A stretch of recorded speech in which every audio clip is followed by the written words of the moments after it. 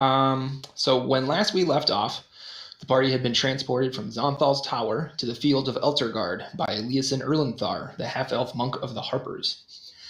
Shortly after arriving, several attempts at scrying magic were made on the party, and Thokjima was the one they were able to hone in on. A few moments later, several cultists and a few Yugoloths were transported to your location in an effort to assassinate the party.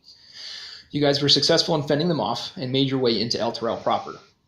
Seeing the burnt-out ruins of a former stable and several shops in the busy square shuttered, you made your way to a pair of black antlers, where Anthar Froom of the Order of the Gauntlet had asked a potential ally to wait for you. The ally turned out to be none other than this universe's Lucian, an arena-hardened gladiator with a strange vendetta against the cult. After some pleasantries were exchanged and the foundations of trust laid out, you guys agreed to work together and made arrangements to take a long rest at the tavern.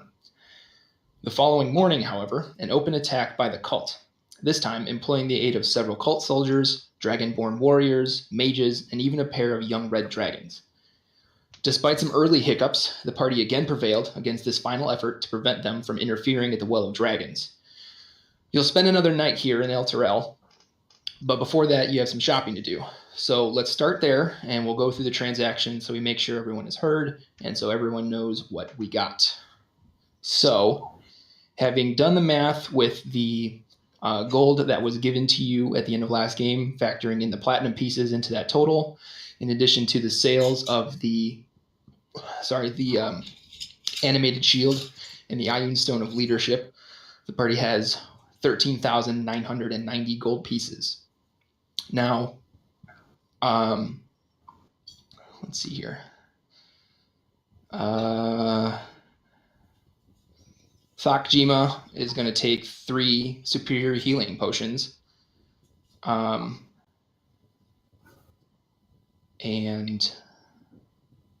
let's go ahead and, once I get that entered in, now that I lost that again, whoops, we'll go through. There's 50.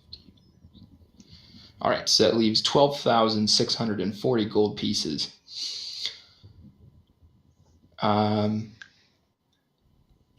JD, what did you want to do with the gold? I'd like 1,000 gold worth of rare oils and unguents. Okay. And then a potion of the 2 potions of healing, the one that's greater. So there's a potion of healing, there is a greater potion, a superior, and a supreme potion of healing. The 2 in the middle. One of each. What? One of each? Yeah. Okay.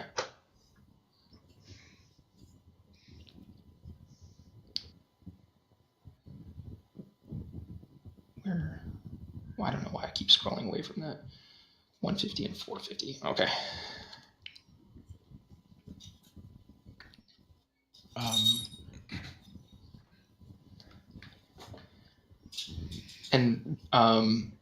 So also I know you wanted to look into the potions of resistance to various elements. Yes. We will revisit that once we come back through. Okay. So Perry, you wanted 1,000 gold. Ooh, I just want to put in my order for a scooter for 25 gold. Like dragon breath. Okay. If you drink a potion of resistance to fire, element. Yeah. Then you would take half damage from any attack that did fire damage to you. So that would include a dragon's breath weapon, yes. Oh. So then if you save, then you would take none. You would take a quarter, essentially. Yeah. You take half of the half. Oh. All right. Perry. Sorry, what was that, Albus? We were talking about selling some of my weapons that I don't use. Right. Yeah, we'll come around to that too, because Darius wants to do something similar.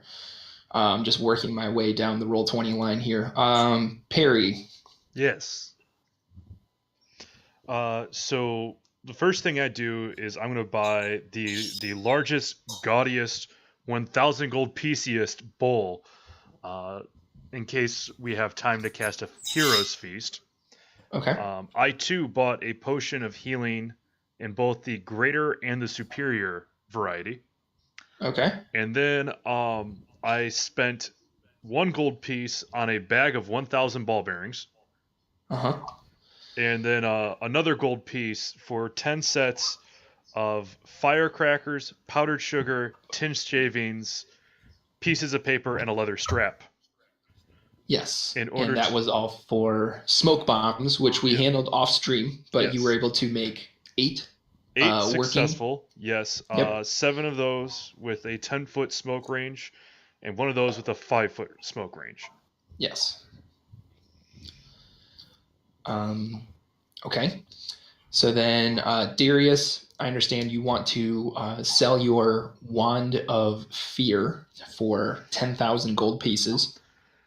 Yes. Okay. And then you wanted And to for buy. that, I would like to get a potion of invulnerability Okay. and with some potions of superior healing. How many? 2? Well, I don't know how much of that 10,000 is actually eaten up by the potion. I guess 3,840 of it for the all of that. potion of invulnerability. Okay. I'm still leaving roughly 6,000. Of just the gold that you earn from selling your wand, yeah. Yeah. You do also have, a mild stake to a claim to the gold that was pulled together by the party too. Right. How much were the superior? 450? 450, yes. I'll take, would I be able to hold 4 of those? Yeah. All right. Let me, so go ahead, you can add those to your player sheet so that you can see how much they do. A reminder right now while we're talking about potions, so it is an action to administer a potion to someone, but it is a bonus action to take it yourself.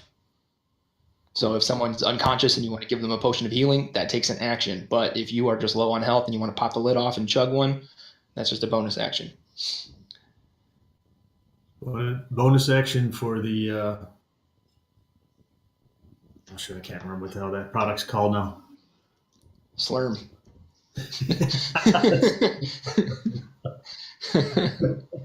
All right. And then did you still want to get the +2 hand crossbow that we had talked about? I don't know. What was that for a damage? A 6-sider? Yeah. So it'd be 1d6 +2 plus your dexterity modifier. I didn't happen to look and see what the range was on that. Do you have any idea? I can look that up.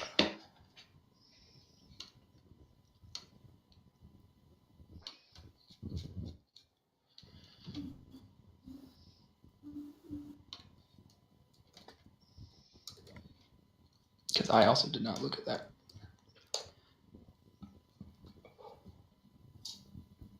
A hand crossbow has a range of 30 and an extended range of 120. So what that means is within 30 feet, it fires normally. Within 120 feet, you roll with disadvantage.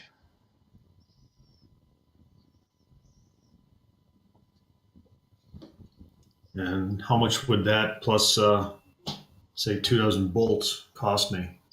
We'll say it comes with the bolts, but it would be $4,000 for a +2 hand crossbow. All right. So if I'm adding this right, 3,650, 1,800, and then $4,000, and it still leaves me with 550 left. Yep. Okay. Sure, why not? Let's go for it. Okay. Like I believe I said, if we're gonna die, we might as well die trying everything. Yes. In a blaze of glory. All right. So that being taken care of, Albus, you said you wanted to sell your +1 quarterstaff that you had taken at the beginning and one of the +1 daggers that you guys found in Zonthal's Tower's maze, correct? Yeah. All right. So, whoops. Undo. 100,000 gold pieces.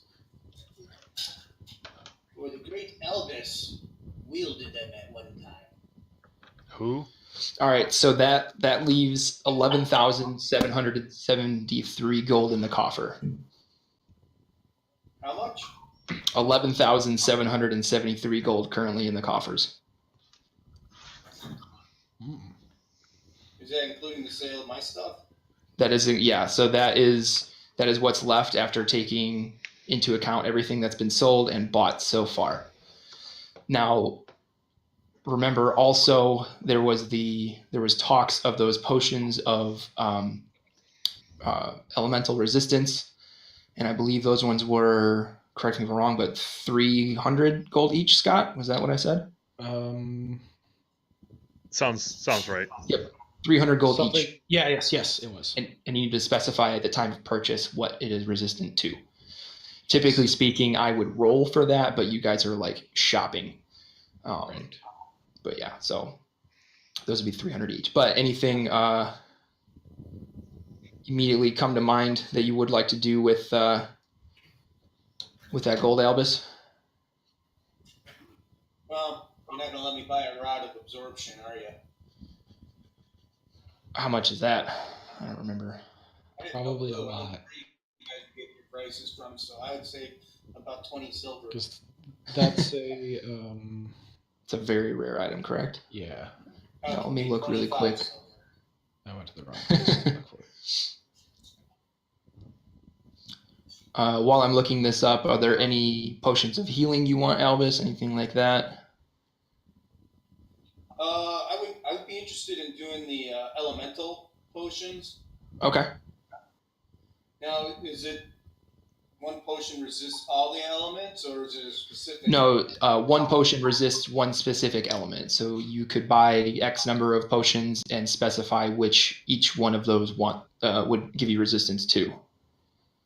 And it's only elemental damage. It does not include bludgeoning, piercing, slashing, anything like that. Wow, that makes sense. So, okay, do I have any potions of healings? I had one potion of healing, not two. Yeah, the Rod of Absorption is 50,000 gold pieces. That one's going to be a little outside of the price range there. You could steal mine while I'm not looking.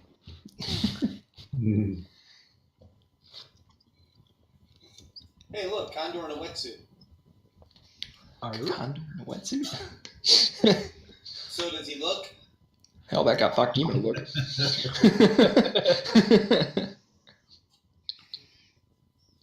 So that's out of my price range. Shit.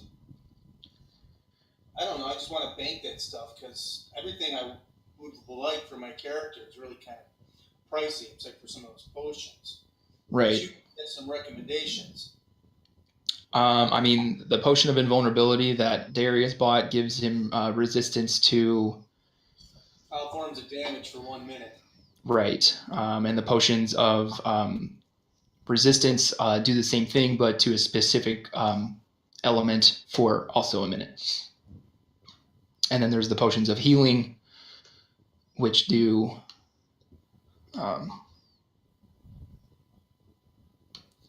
those have... I'm trying to remember where those go. There it is, magic items. I know the Potion of Supreme Healing. I don't think anyone has bought one of those. I believe that's some astronomical number of D4s plus like 20 or something like that for the... Yeah, it was like 20 healing. D4 plus 20. 10 D4 plus 20, I'm looking at it. Yeah. 10 D4 plus 20, yeah. So Supreme Healing Potion, that's the one that costs a little bit more. An arm and a leg.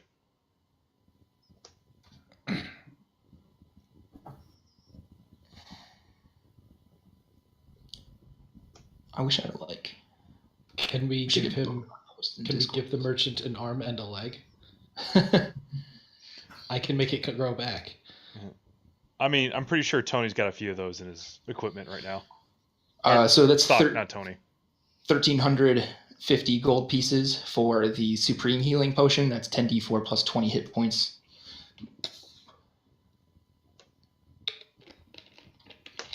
Which is a range of 30 to 60 hit points regained.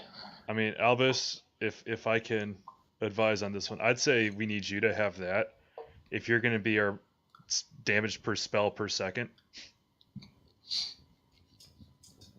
What?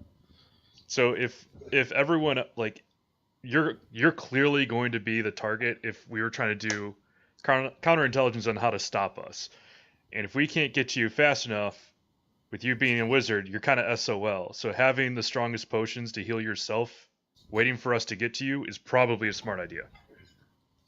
So what potion should I buy then? The potion of outrageous healing. Yeah, potion of supreme healing. One of those is 1,350. Like I said, there's 11,000 gold in the coffer. All right, I'll snag that. Okay, you want one of those? All right, and then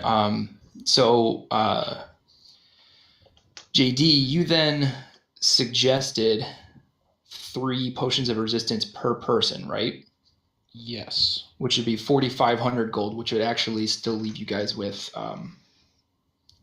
5,923.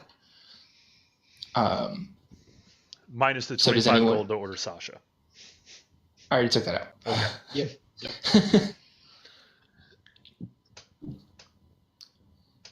I got an idea.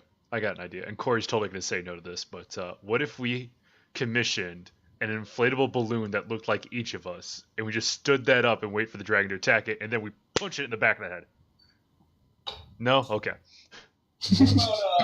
Corey, what about a staff of power? Staff of power. I actually don't hate the idea of getting like a cardboard cutout made of each of us. We'll just buy the cardboard and do it ourselves. Staff of power is almost 100,000 gold. I sure can pick them, can't I?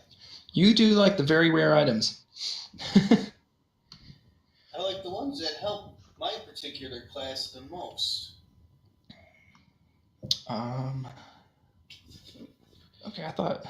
All right, never mind. Okay, so I think that buying 3 potions of resistance each of you is smart, and it still leaves, like I said, almost 6,000 gold to spend.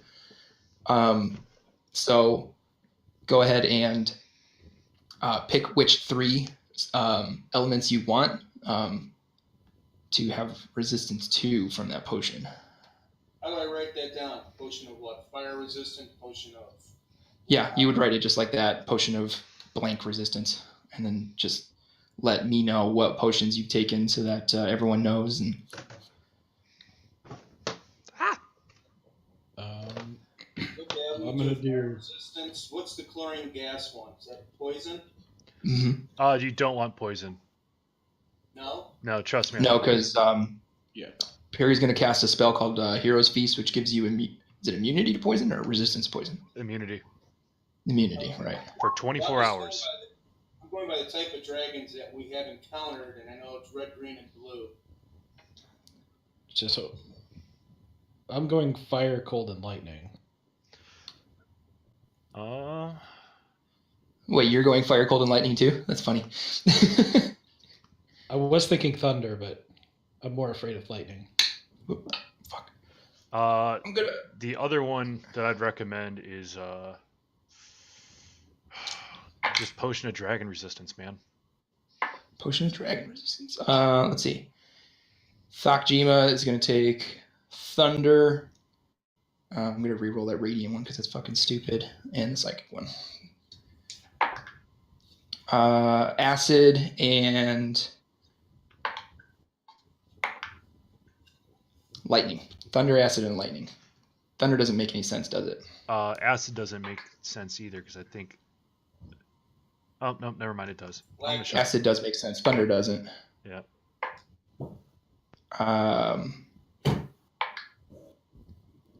All right, so he's going to take acid, fire, and lightning. Yeah, I'm going to do that one too.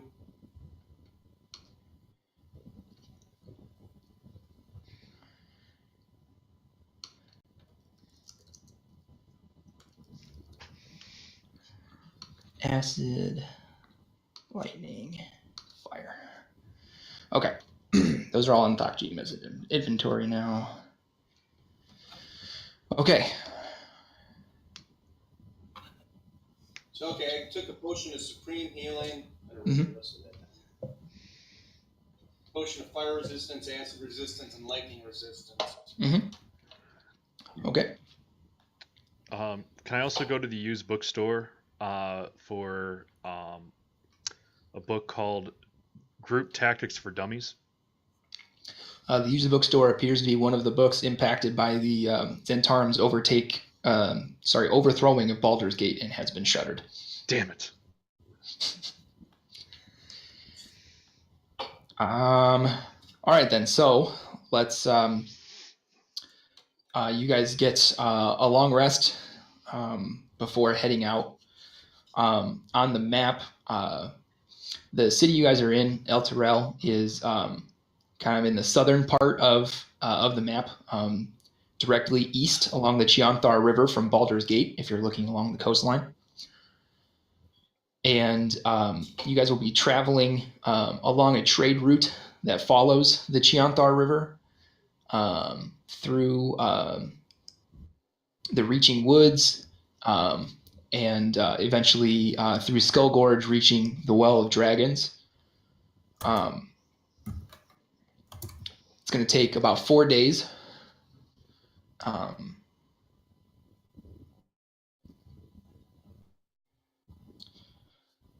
So the next day, you guys, at first light, head out from El Terrell. Well, first light is really kind of a misnomer in El Terrell because it's always light. But morning, you guys head out, hit the road. As you guys travel, where's that at? As you guys travel farther east from El Terrell to the Well of Dragons, you notice it definitely feels like you're moving deeper into enemy territory. The landscape for hundreds of miles becomes increasingly more of a sort of a grim harbinger of what Tiamat's rule would mean for the world.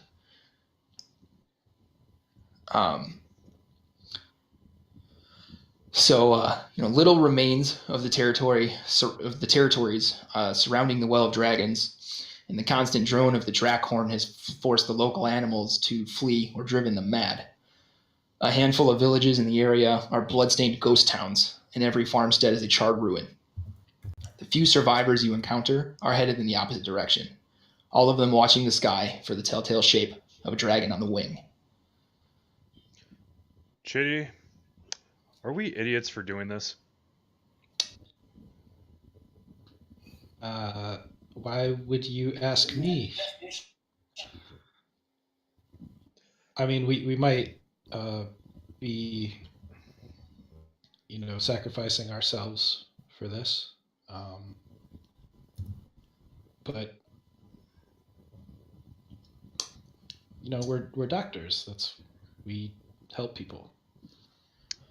Really, really stretching out the definition of that one, aren't we? Yes.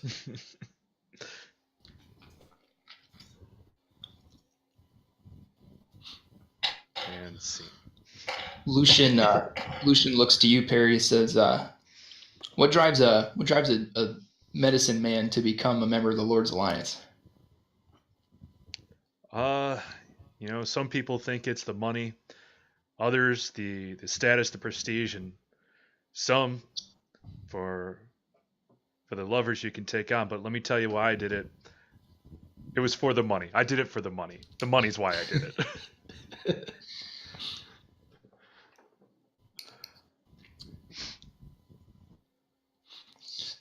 I lean over and say, "There's more to him. He just doesn't let you see it."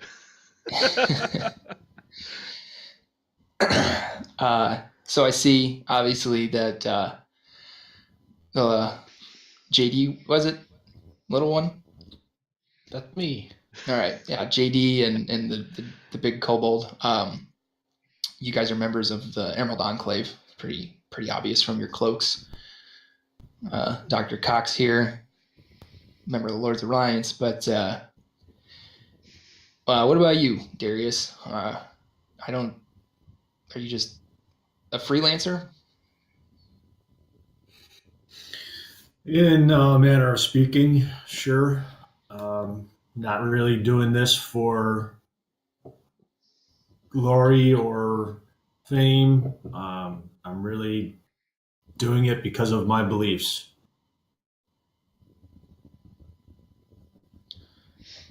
Is there a particular group you owe your allegiance to, or no? Well, yeah, if I survive, there will be. This is trial by fire for me of sorts.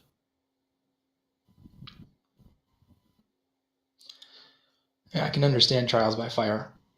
Yeah, we're about to go into one. Well, what about you, Albus? Who do you represent?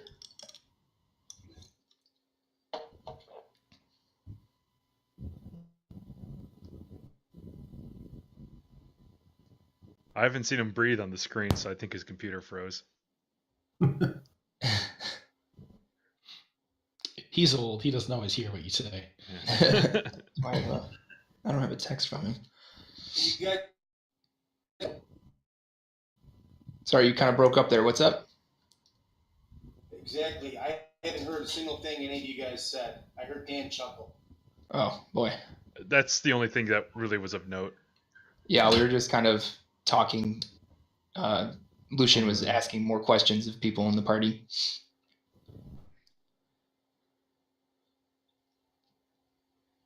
All right. Anything that I can't tell. When did you start having these connection issues, Albus? What kind of stuff have you missed?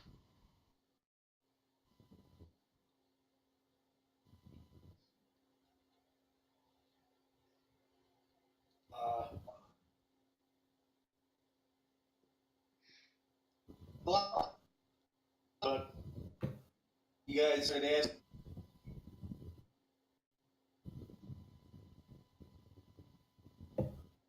Sounds pretty bad. Yeah. I'm gonna text him really quick.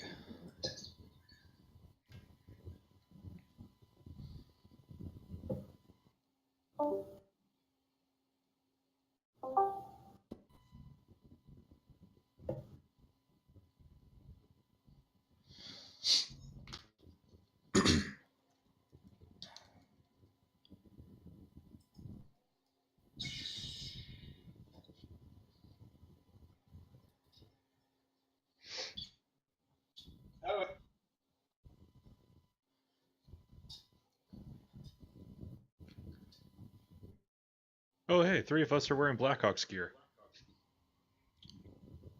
Today's in-game ad is for the Chicago Blackhawks. We're not currently last in the Central.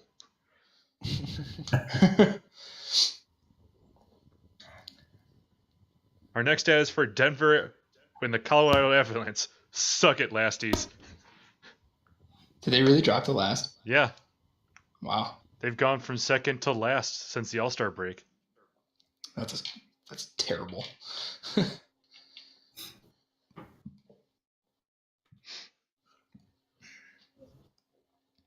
Oh, I've got my dad's camera back.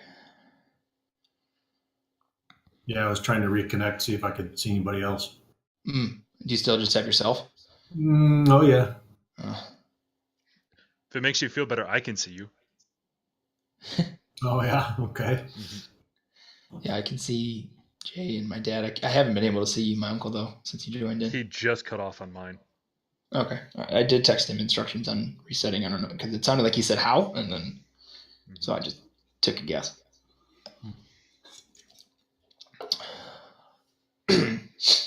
So I know, for myself at least, maybe restoring one of those old farms back there and just living out my days peacefully seems pretty appealing to me if we survive this. Anybody else got any plans for after? Well, I'll go back to Sacred Waterdeep, continue running the hospital, Hopefully the bell never rings again where I have to do more than just be there.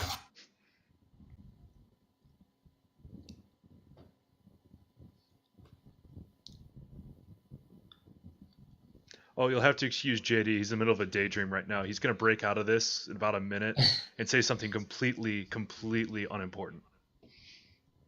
And here we go in 3, 2, 1. How many gumballs was that?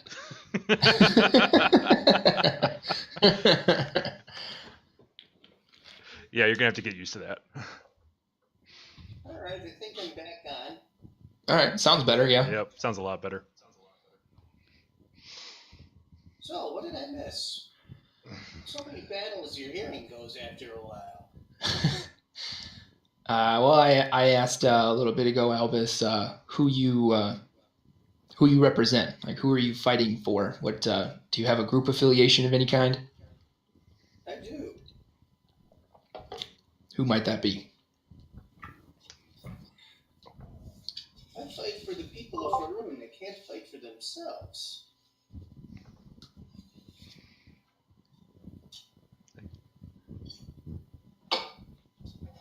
And I'm also associated with a group of meddlesome people called the Harpers. Seems pretty secondary for you, huh? Well, they have good intentions a lot of times, but they do meddle. But, some things you just can't leave alone. There's a very select few of us that can actually do something about it, but plenty of people that cannot. They need help and protection. And the money's not too bad. There we go.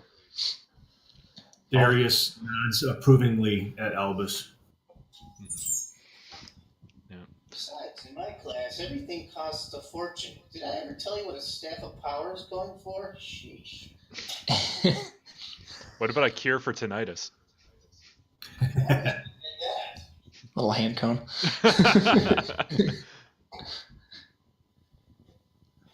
Oh, the damp hits, the bones start to hurt. Oh. Can't wait till I turn 37. I can't tell if that was your chair or your knee that was cracking there. Exactly. Need some oil there, Tin Man.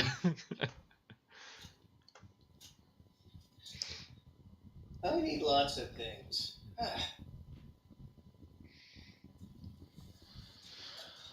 On day 2 of your guys' journey, you catch up to and kind of work your way through and past a traveling group of allies heading for the Well of Dragons. And the leader, sort of the general of that outfit, tells you that because of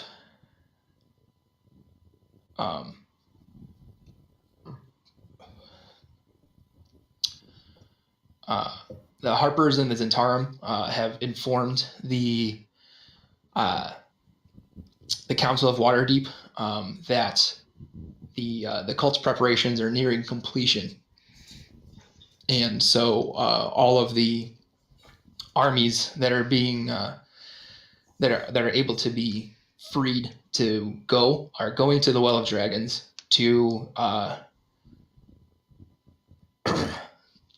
to buy some group of heroes a diversion so they can kind of slide in to the Well of Dragons. Lucky them. Yeah, right. The rest of us have to go die. They get to be all sneaky. Mm-hmm. But those douchebag heroes never helping us NPCs.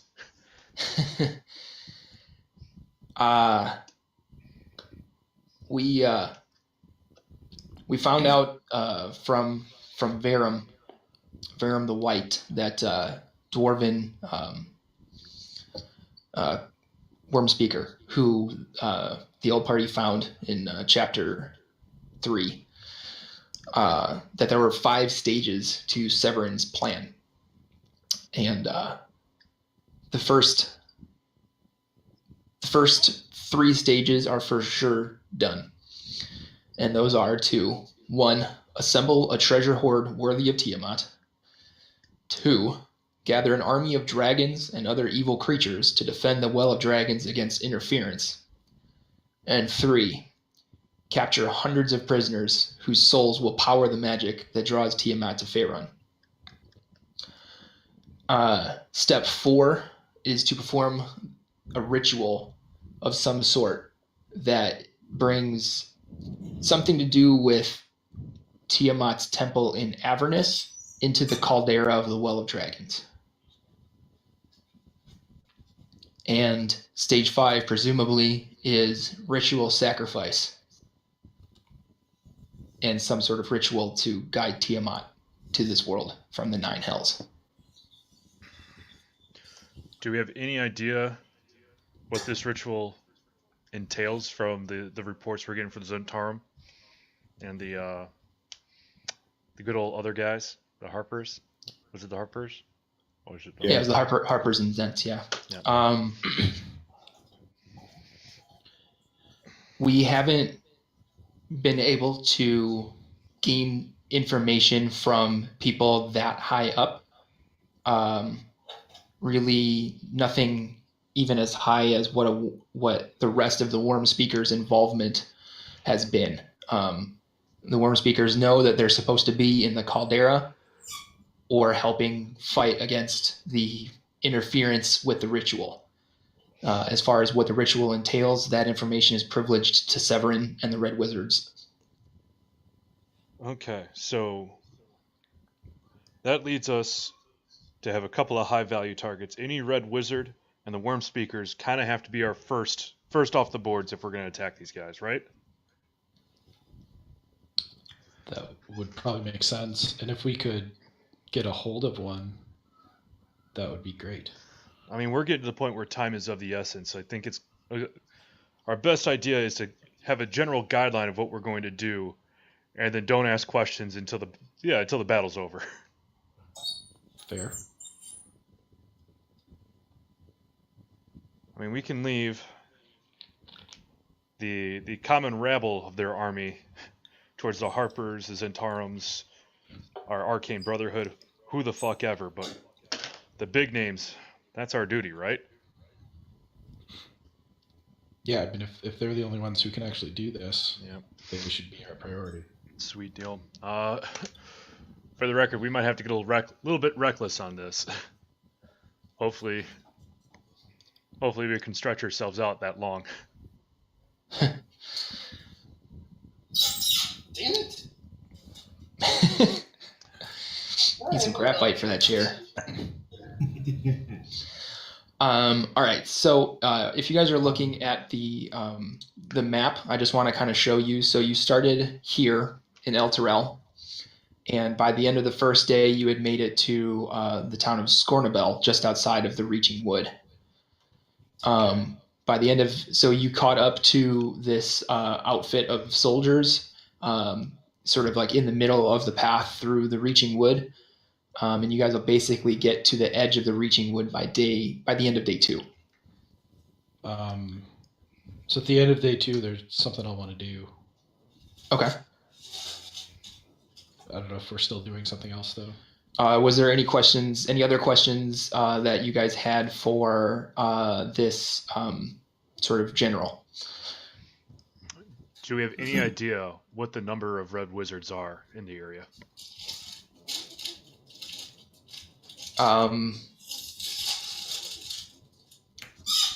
No, we don't have that intel. A lot of what they've been doing with Severin is closed door sessions. All right, let's turn this around a little bit, shall we? If you are in our position, and we're going to sit there and likely die. Let's be real. We're going to likely die on this. What should we know to make sure that our deaths actually mean something? That Jesus loves you? Are you guys the group that we're supposed to be buying time for? There could be another. I don't know, but probably one of them. I thought I was just convincing you to walk with us to go fight these people. All right. So, for the sake of argument here, let's assume we are the big damn heroes that everybody wants us to be. Hey, what's up? Never meet your heroes. But what should we know? To make sure that your deaths mean something? Yes. Ideally that.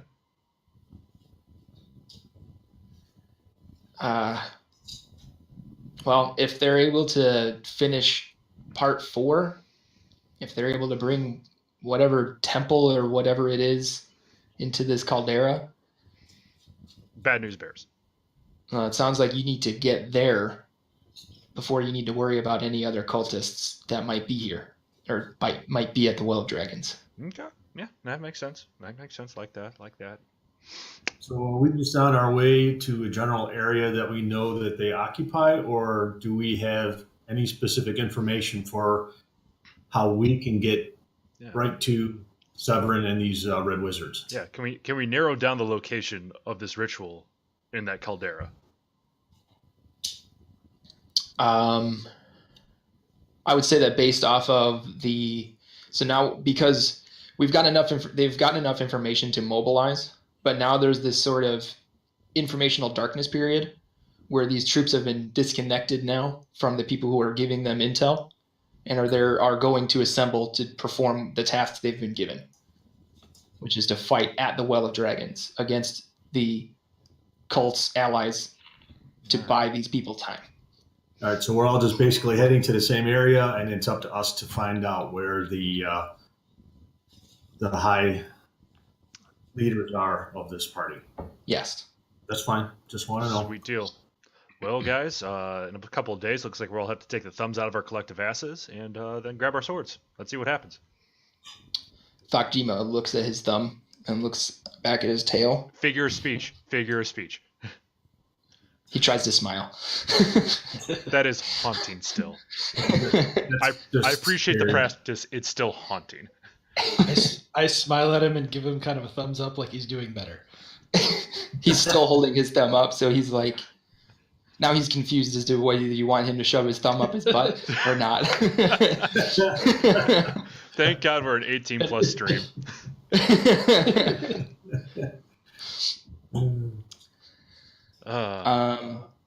All right, so at the end of the second day, you guys kind of make camp with this group at the edge of the reaching woods.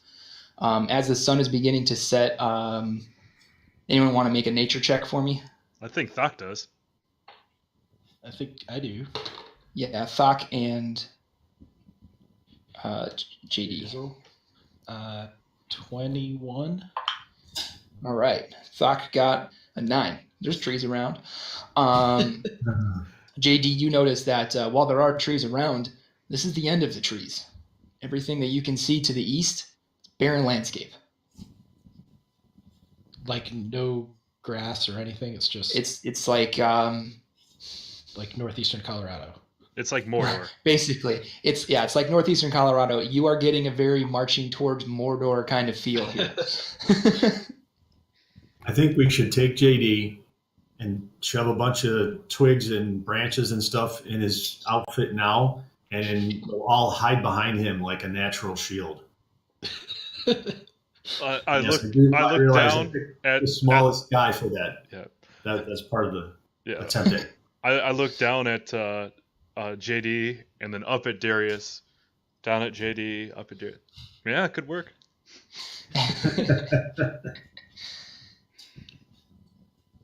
I'd buy it.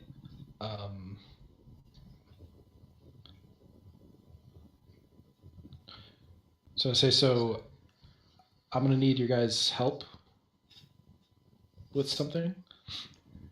No, everyone, let him explain first before you say yes. One time I'm just saying yes. What the hell?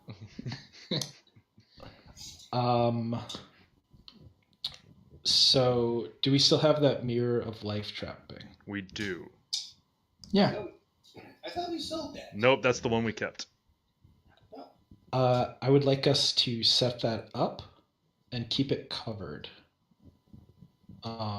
And then I'm going to perform a ritual that's going to take about an hour. But I need you guys around just in case this isn't who I think it is. So you're playing with a Ouija board and you want us to kill a demon? Not exactly. He's trying to call Turk. That's super Constantine. I would love to do that. Can we call Turk? I'm getting distracted. It's 1-800-CALL-TURK. I'll always dial the K for you, buddy. Oh, we're gonna die. Yeah, So how are you setting up this 4-foot tall mirror? Doesn't it come with legs? Nope, we gotta hang it up on a vertical surface, so we probably have to affix it to the tree. Mm-hmm. All right. Who's good at survival? Who wants to try to tie a knot? Thakjima is good at survival. We're gonna use. I'll do it. I'll do it. You got it? Yep. Okay. Thak will help. He's gonna help you tie knots to lash a 50-foot length of rope around the mirror. Cool. So you guys can affix it to a tree. That is a 22. 12 plus 10. All right. So you tie a pretty damn good knot. Mm-hmm. Get this this mirror kind of lashed together with a sort of makeshift climbing harness apparatus almost, where it loops around down under the corners, catches the top corner so it doesn't tip side to side, and then leaves a nice triangle of rope to go ahead and stick a dagger or whatever into the tree to hang this thing from. So that is taken care of. And you said you wanted that covered, JD? He did, yes. Okay. All right. So the mirror of life trapping has been taken care of. What next, JD? I'm going to kind of set up a circle of sticks, just because. Okay. And then I'm going to take out the finger of Iskander. Okay. And all my 1,000 gold worth of oil and unguents, whatever those are. Uh-huh. And I'm going to cast Reincarnate. All right. While I'm looking this up, I want to remind you guys too. So I know that JD, you bought stuff for this, and Perry, you bought stuff for Heroes Feast. I looked through all of your guys' spells, especially the higher level ones, because I was going to make sure that if there was any components you needed to buy, that you knew that you had to buy those. Mm-hmm. But everyone else is safe. As he's reincarnating, I have my hands on the cloth that's covering the Mirror of Life trapping. Okay. Because I see where this is going, and I'm not sure it's a good idea. Okay. All right. So, the spell fashions a new body for Iskander to inhabit. The result of that roll was a 14, which turns him into a mountain dwarf. Who is but that? Is it Iskander? Yes, it is Iskander in a mountain dwarf's body. Who is that? Who are you? Who is that? What? We're asking the questions here. Who are you? Who is that? Who are you? Iskander. What? I think. What is this? Why am I short and ruddy? Yeah, JD, what is this? I reincarnated Iskander, hopefully. I died? He's alive?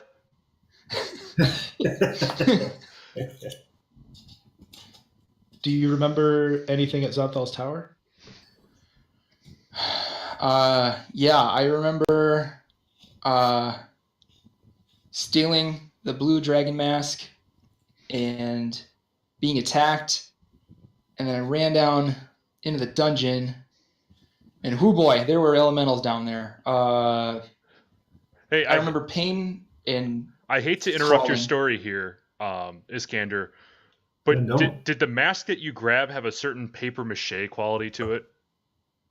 What are you talking about? You gave us a fake You died and you gave us the wrong mask. Don't kick him when he's dead. He's not dead anymore. Wait, the wrong mask? It was a fake. Can I insight check? Yeah, go ahead. 18. 18. So even though you've never actually met this man before and he's in a new body, so body language is difficult anyway, yeah, he had no idea whatsoever that that was not the mask. As a matter of fact, no one at the tower knew that that was not a real dragon mask. Yeah, so right when we sat there and took that mask, a blue dragon came on. Albus tried to wear it. And guess what? We couldn't talk to the damn dragon. He still tried to light our ass up. So what did I die for then? What are you living for now is the better question.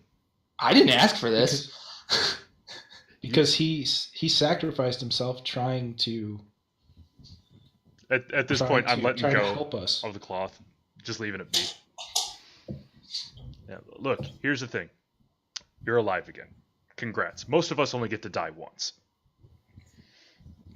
But what we need to know now, like what we need to do now, is stop this whole ritual thing from happening. And this fake blue dragon mask, honestly, could be the best thing that's ever happened to us. We can switch that out.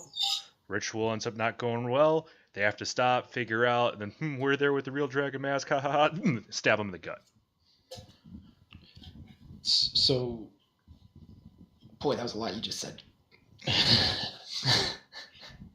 And you heard it all because you're alive again.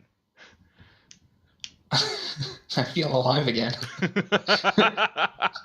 Feel alive again. JD, did you imbue your personality into him? maybe a little. I remember, I think somebody tried to poison me after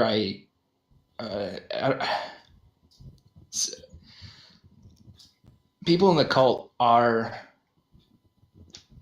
Dicks? Fucked in the head? what he said. They're dicks. They're all out for themselves. I don't know if I looked at somebody wrong while we were eating one day or something, but yeah, I just remember getting really sick and sending a letter about having a dragon mask to some people in Waterdeep. Hi, we're those people. Oh, glad you made it in time. That's something we could argue either for or against right now. Look. So, JD, go ahead. Yep. So you already sacrificed yourself once.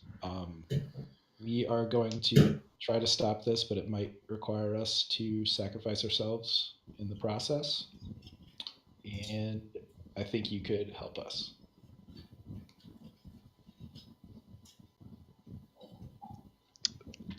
Oh, in case you're confused, he's not asking. Make a persuasion check, JD. Can I help? Make an intimidation check. Charisma. Oh, damn it. Intimidation, +5, all right. I rolled a 10. Or I got a 10 total. I also got a 10 total.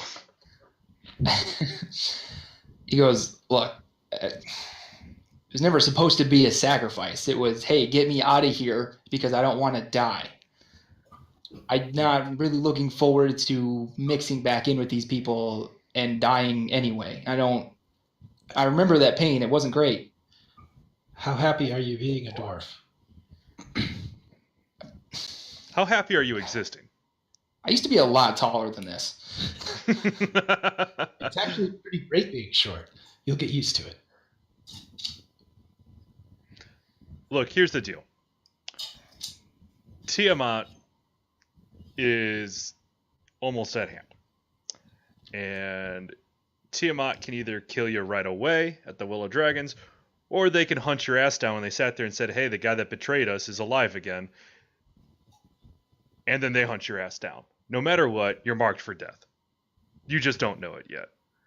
how would you like to sit there and give you your best chance of survival by fucking up the people that fucked up your life? Make a persuasion check. Shit. This is the last chance too, since you guys failed the first one. 17. Straight roll. 17.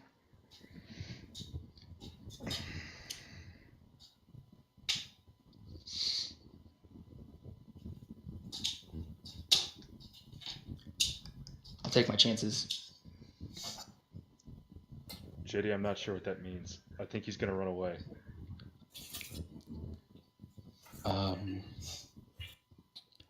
Look, should we just trap him in the mirror, and in that way we can use him for intelligence? That was more if he turned on us. Well, he's kind of turning against us by not helping us. I don't want to hurt you. I cast Charm Person. Okay. What's the saving throw on that? 30. What's the real saving throw on that? 17. What is the required skill? I don't know. I just cast these things. All right, hang on, let me look it up. But we're getting nowhere, so we got to do other things more drastic. Wisdom saving throw. Wisdom. Okay. All right, that was a 5. Honestly, it's in your best interest to stay with us and continue forward where we're going. You won't regret it.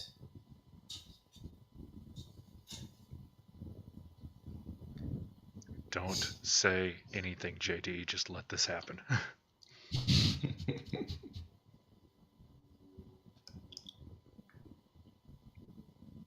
Well, Hang on, I'm reading the effects of the spell. Well, I mean, since we're friends and all, I guess I could help you out. I give him a big hug. good thinking. Don't squeeze too hard. He'll think that's an attack.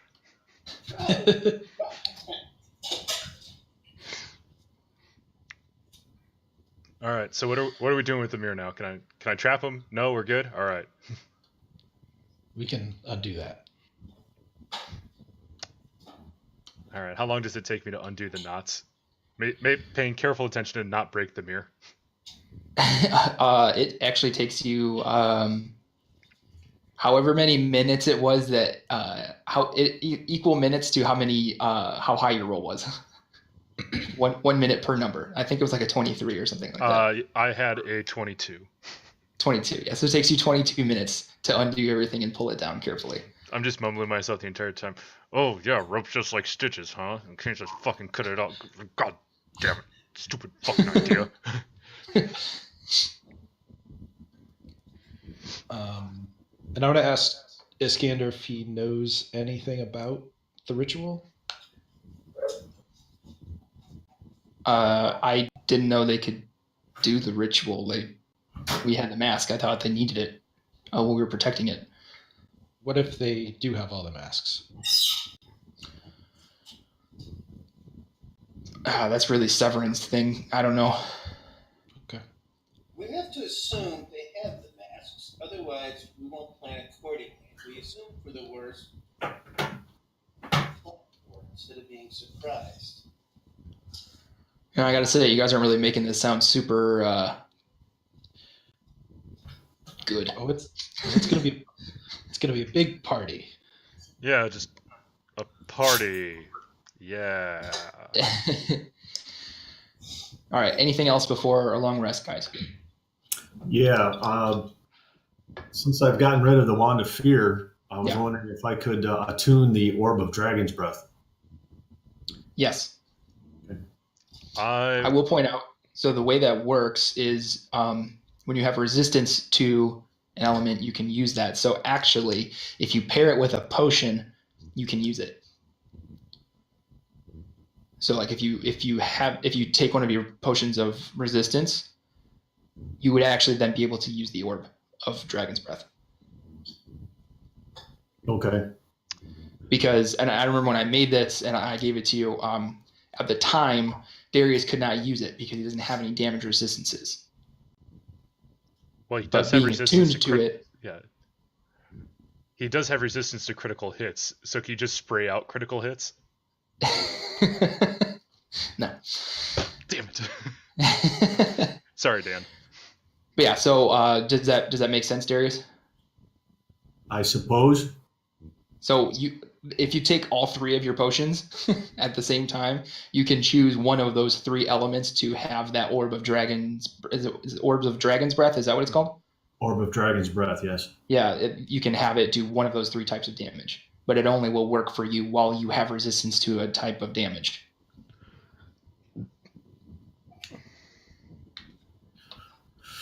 Okay, I think I understand. I'll Okay. try to keep that in mind. All right. I grab one of the wineskins that's attached to the caravan that we're traveling on, and I just slam it. And you what? Sorry, Slam you broke it. up at the end. Just Slam it. Okay.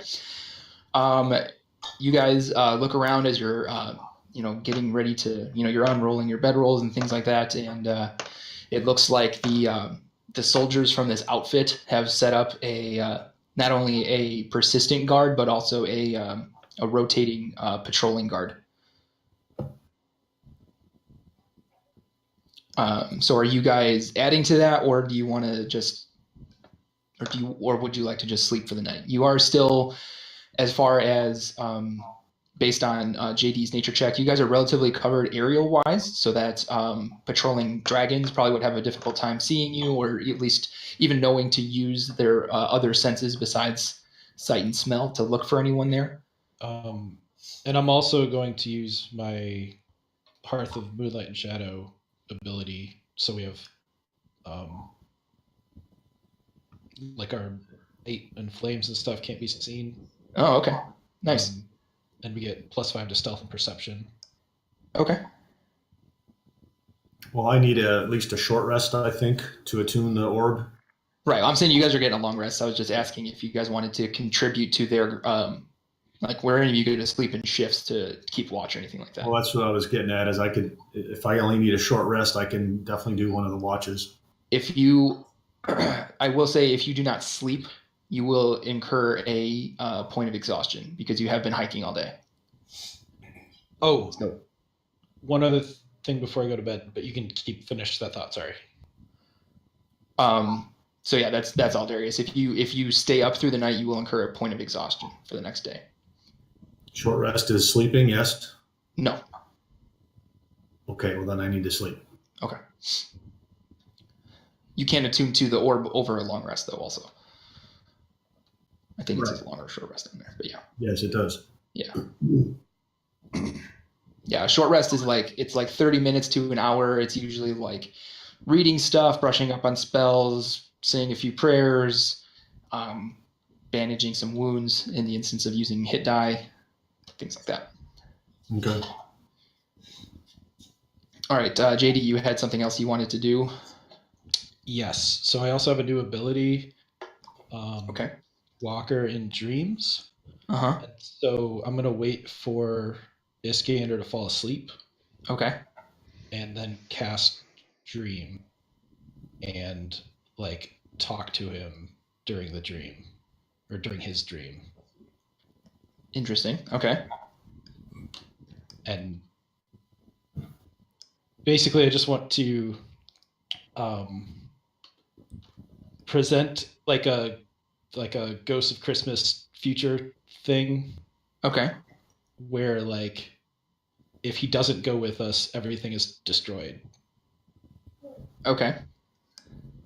Are we the bad guys? It's for the greater good. So you're casting Dream? Yes. It's not one of my spells, but it's I can cast it without expending a spell slot or material components. It's a Walker in Dreams. So it looks like you do still need to cast it. It just doesn't count against your spell slots you require or materials. Okay. So do you have Dream, Scrying, or Teleportation Circle? I'll have to do that tomorrow then. Okay.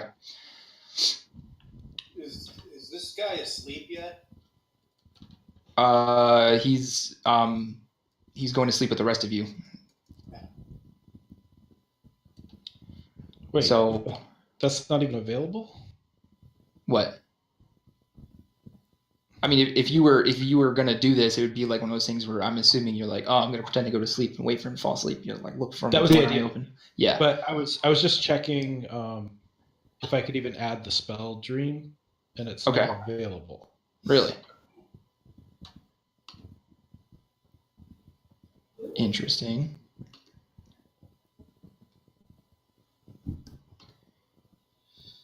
I pulled Dr. Perry Cox aside and I whispered to him, how important is this guy? We really need him to worry about, because my charm spell is not going to last forever. Well, hopefully we can get him to a point where he feels like there's no return. If we cross into that barren wasteland and he separates from us, easy picking. But what skills is he going to bring to us? What advantage do we have by keeping him pretty much against his will? Information is about all he's good for, but information is the one thing we don't have. If he had such great information, he would have stole the right mask. From what he was sharing with us is that no one knew from top to bottom that that was a planted mask. Exactly. Which means how much else does he not know that he thinks he does know? How much do we... Yeah, how much can we actually know as opposed to what we think we know? Right now, he's more useful to us alive than dead, and he's more useful with us than he is away. I'm just thinking it sounds like it's going to be a lot of bother. You know, that's what I thought about fighting a 5-headed dragon, too.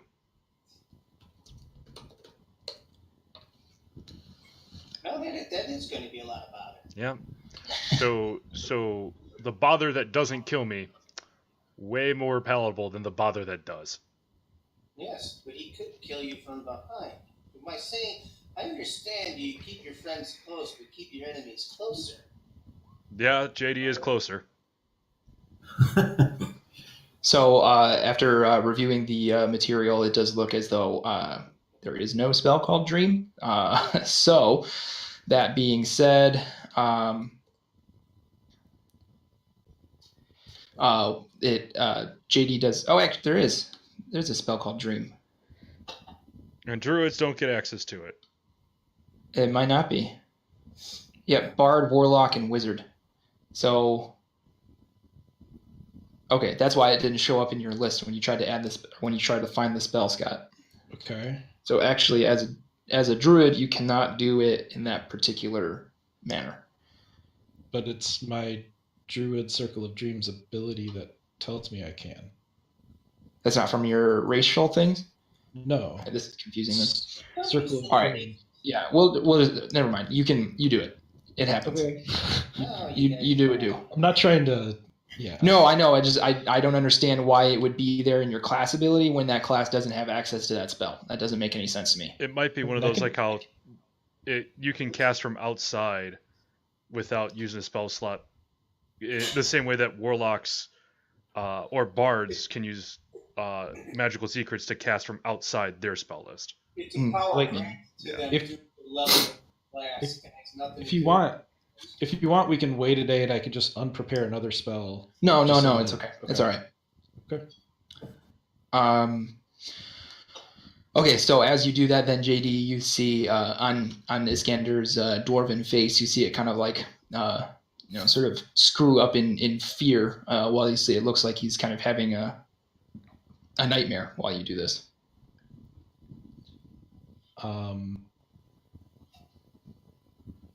And then can I also give him the version where we save everyone and everything's happy? Mm-hmm. Okay. Can I have that dream too?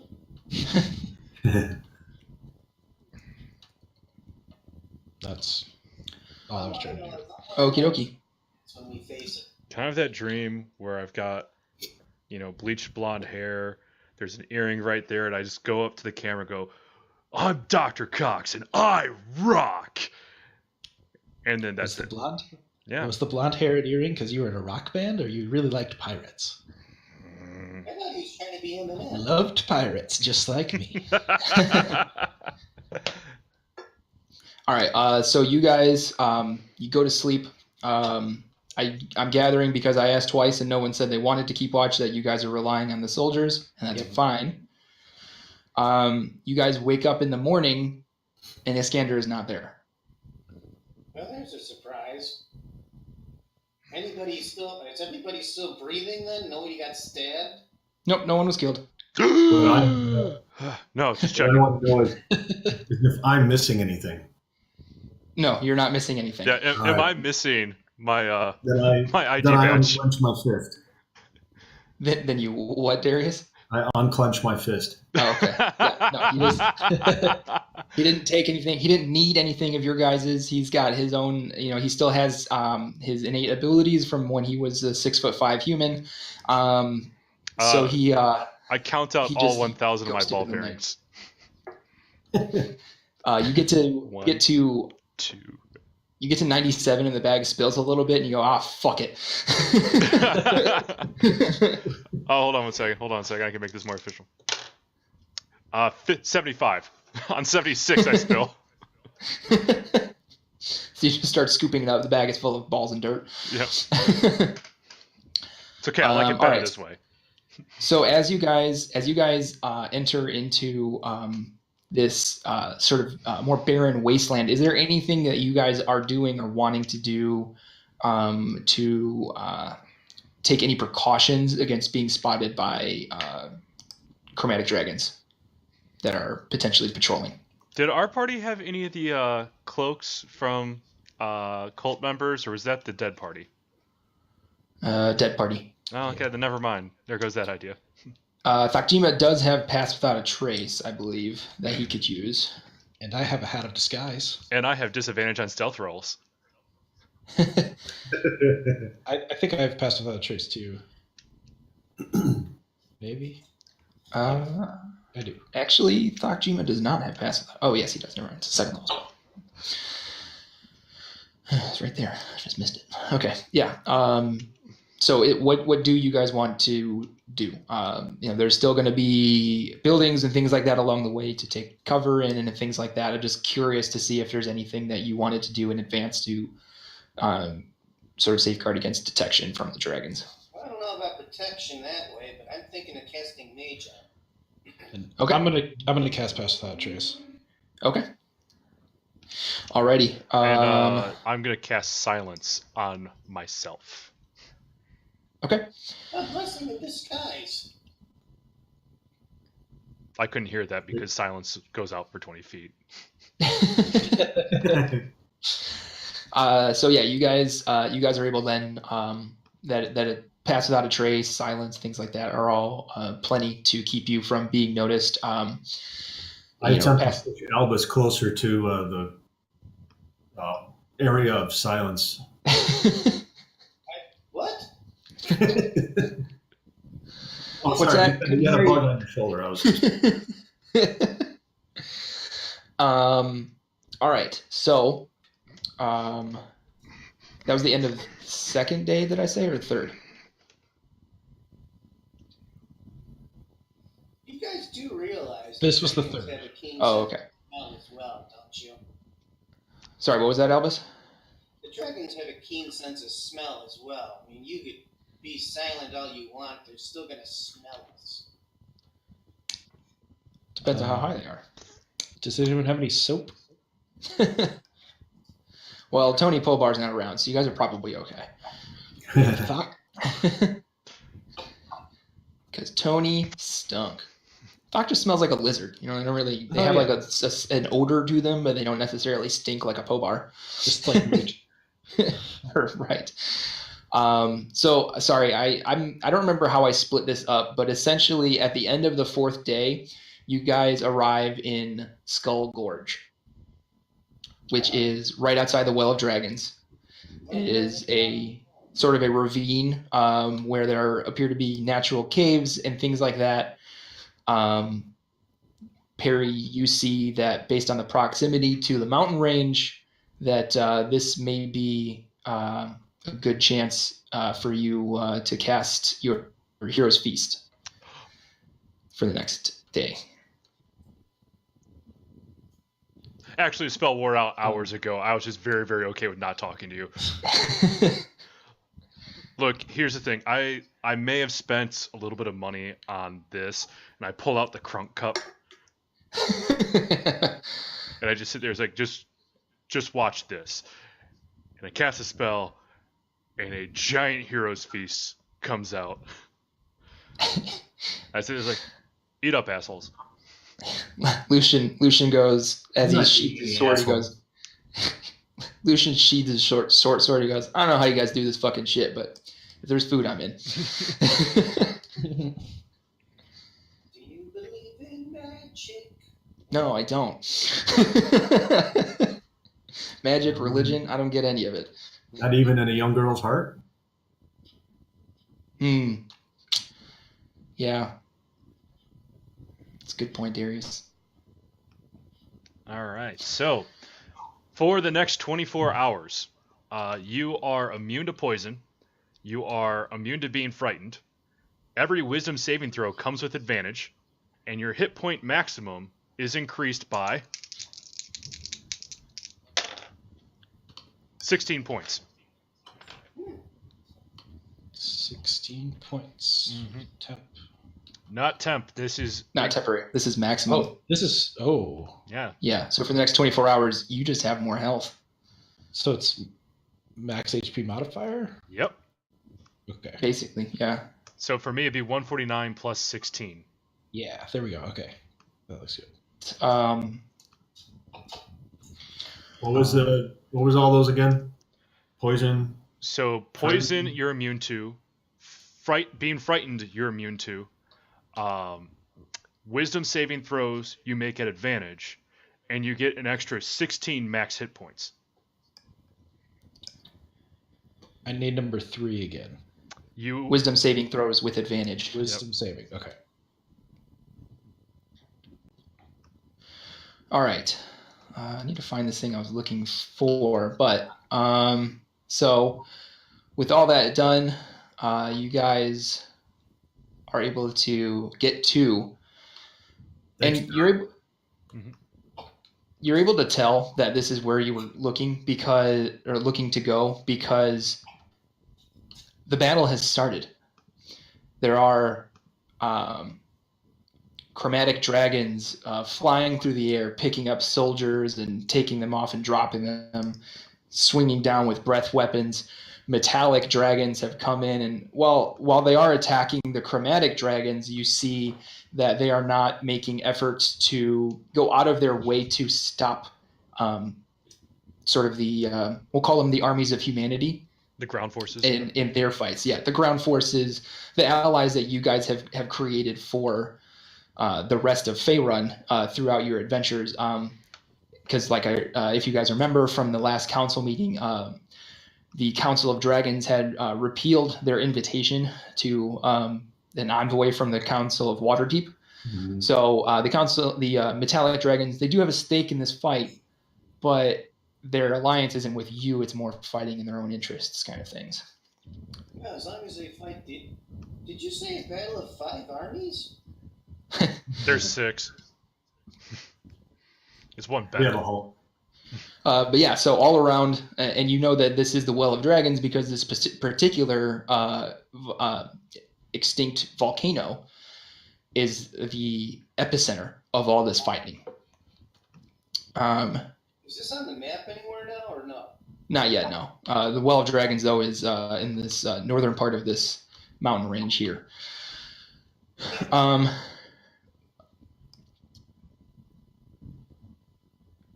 You do see, you see that the battle is happening. You guys have come in through an area where you are not a part of the battle. And go ahead and let's have everybody make perception checks for me. Now I get that with advantage, right? Nope. Perception.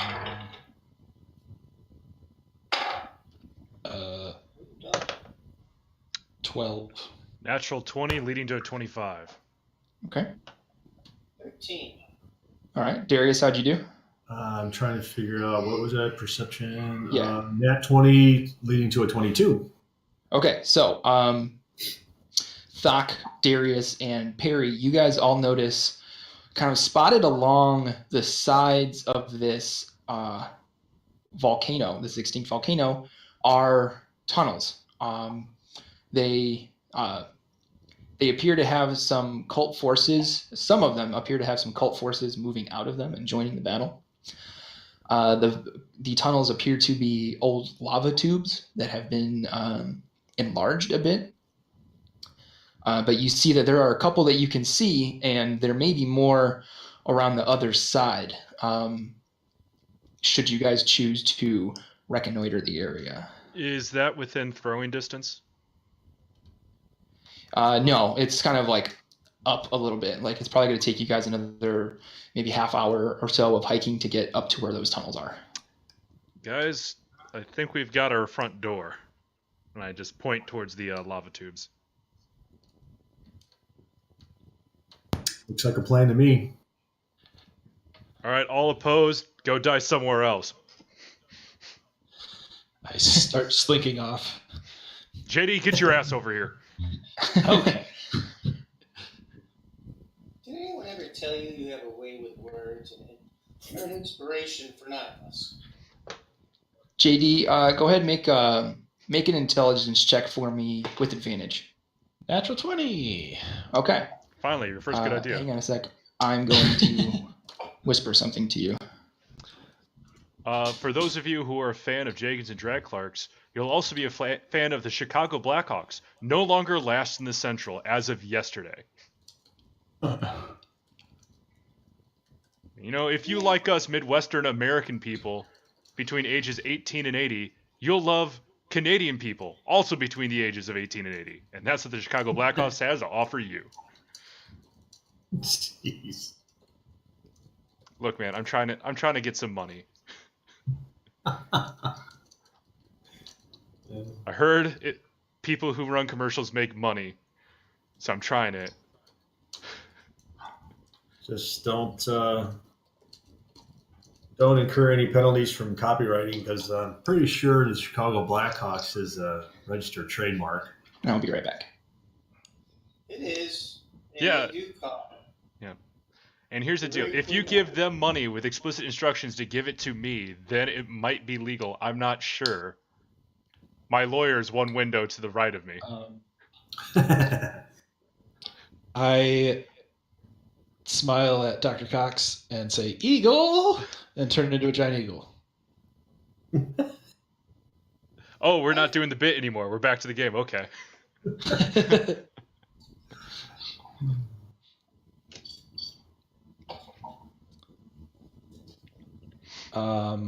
So are we about to watch JD get attacked by all these flying dragons? Or at least one of them? I am I'm going to fly up and try to kind of get a lay of the land. Well,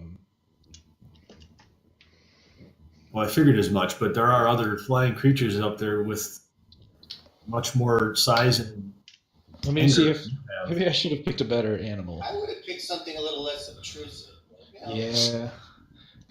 I'm But back. that was just my default idea. So Look, let me look it's at what his the character would do. monsters. Are you guys debating flying around and him potentially being assaulted? Absolutely. No, Okay. no, we're not giving the DM ideas. Because I said eagle and Well, they were okay, like, so maybe not eagle. obviously you guys are concerned about JD flying around as a eagle and there being dragons. I will point out though that The dragons are preoccupied with other dragons. yes, it's not like there are giant dire eagles on the side of good fighting here. That Lord of the Rings reference is not active here. Thanks a lot, J.R.R. Tolkien. Douchebag never helped me out. And I don't know if there's any good flying animal that has stealth advantage either. Right. I would say that So based off of what I'll- you see and all that stuff, that flying around as an eagle, while could be dangerous, is probably okay. Well, I'm going for it. Giant Okay. All right. See, Mary, I wasn't getting a DM ideas because I know he's not a dick. eagle. Also, I knew that that's what the conversation was going to be even before I left. You should So leave what you more told often. me. What's that, Jay? Nothing. Leave? Hmm? You want me? You want me to go? You want to just? We'll forget about Rise of Tiamat. Don't worry about it, guys. We'll just go play Waterdeep Dragon Heist now. Yep. All right, everybody, go ahead and roll out your level 1 characters. Okay. So yeah, like I said, as you guys approached, the caldera of a long dead volcano rises up from the ashen plain ahead. Along the cinder cone's steeply sloped sides, thousands of creatures mill about or are lining up into ordered infantry ranks. In the air above, dozens of chromatic dragons wheel and shriek like a flock of immense crows. The bloodshed of the battle in full swing. So while you fly around JD, I'm going to go ahead and move the map over here.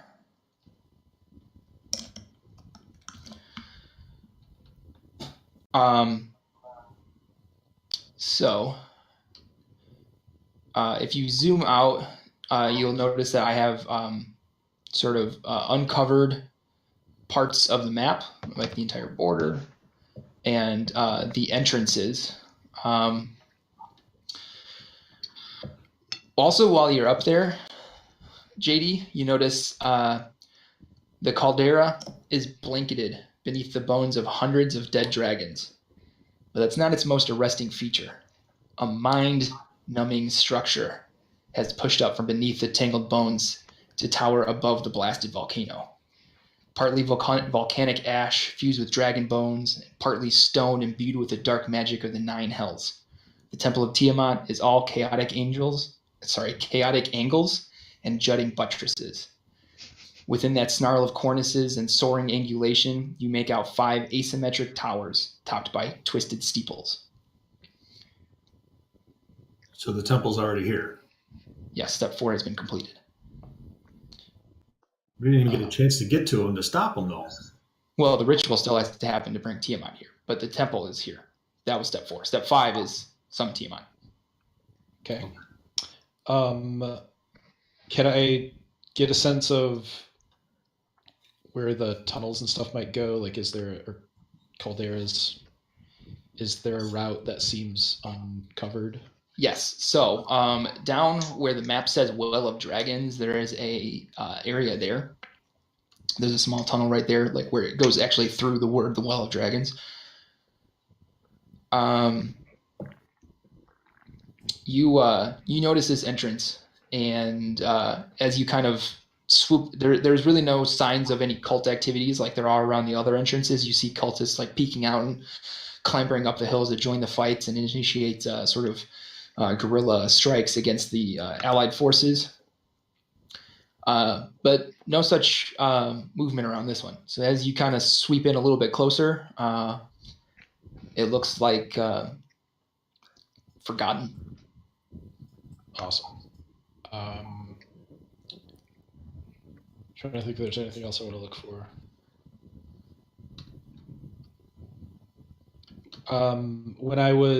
When I saw the temple, could I tell what kind of people were around, or was it just kind of a mess of loud? It's just kind of a mess of stuff. There was all the ancient dragon bones and stuff like that. The bones, Albus could probably tell you based on his extensive knowledge of history. Really, for reasons that no one's been able to explain, chromatic dragons at the end of their life come to the Well of Dragons to die. Kind of like the elephant graveyard. And were there any living dragons that I could see near the temple? Or were they kind of out and about? No, they were all out and about. Yeah. Okay. All right, then I'm going to come back to the group. All right. Okay. Want to try something? I'm going to say 3 words that I read about once in a book a long, long time ago. Foos, Row, what happens? Everyone looks at you like you had a stroke. All right, that's average. Okay, we're good, guys. Let's go. All right. So anyway, guys, the temple is here, and I think this is our best route. What the fuck are we waiting on? Lead on, Macbeth. You can't say that here. Wait. That's a theater. The play. All right, I have put your tokens now down there. Yep, that's it. Fine. Okay. Did you guys see your tokens yet? Yep. Okay. Albus, you got yours? Down at the bottom left of the map, like right off of where it says "of" in Well of Dragons is where you guys are. This is day 4, right? Or Correct. Yes, it has been 7 days total now since Zonthal's Tower. Okay, so I forgot to rest myself before. Okay. By the way, before we go, I'd like to use my divine intervention, and I'd like to request my deity to help slow down the process of the ritual. Okay. 40 straight doesn't happen. Okay. All right. So.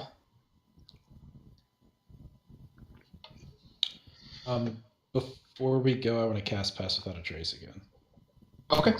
I haven't done that today. Okay. Alrighty. Mage armor again.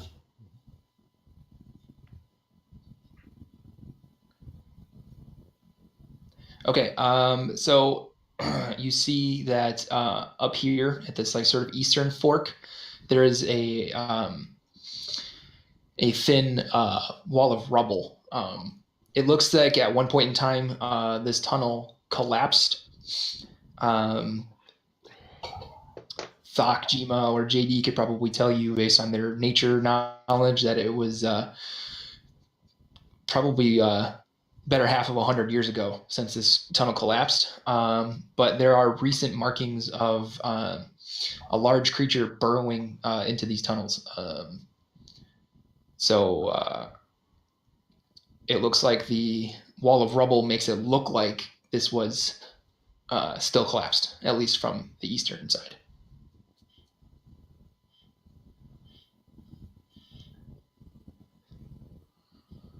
So, what are you guys doing?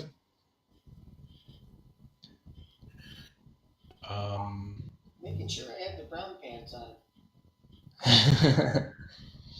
From when I was above, could I tell which route looked better or not really? Not really, because all this is now subterranean. Yep, gotcha.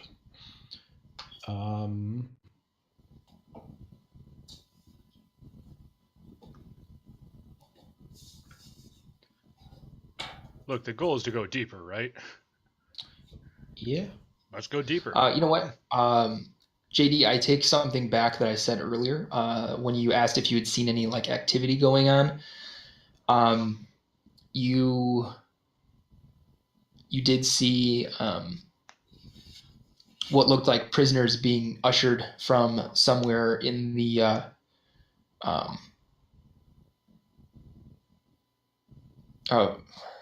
hang on a second.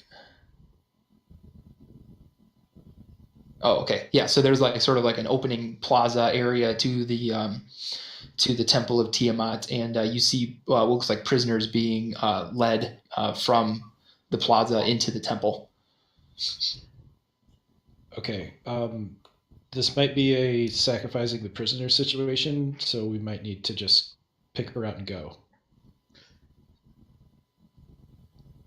So wait, hold up. You're sitting there and saying that we found the prisoners that are probably going to be part of the ritual sacrifice, yes? Yes. They're ultimately going to lead us there, so should we follow them? Yeah, we need to save them. That's a horrible timeshare. I mean, yes, save them, absolutely. But they're also pointing us in the right direction. Let's fucking go. Walking, yeah. they like just in loincloths and they're all beaten down, or are they in like good shape?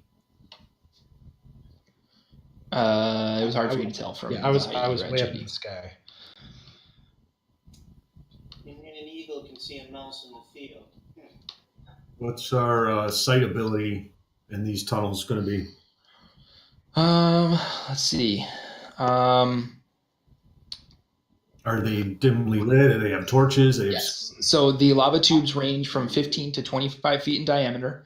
They're large enough for Draco liches and dragons to move through easily. Again, Albus, with his extensive knowledge of history, could tell you that in the past, the cult of the dragon they've lived here at the Well of Dragons for a really long time. This has been their home base for hundreds of years.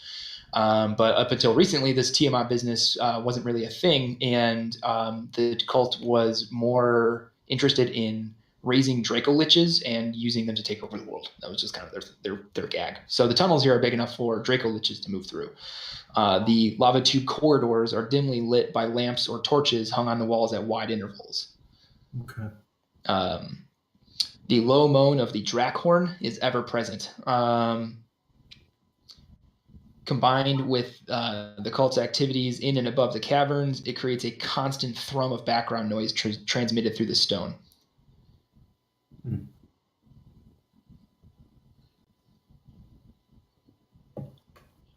Okay, so do the torches continue in both of these directions?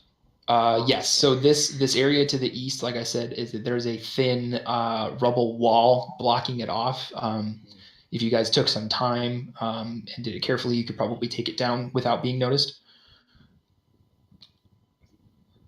So I say we follow the path that's not obstructed.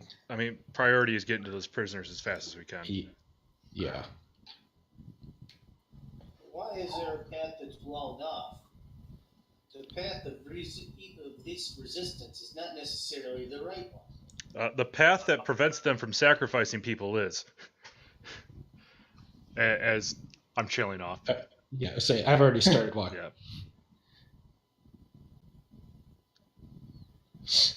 All right. So let's see here.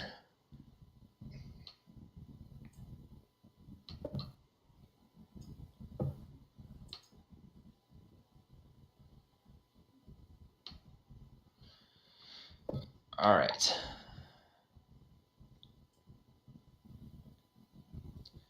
So I'm checking for traps. okay. Go ahead and make a investigation check.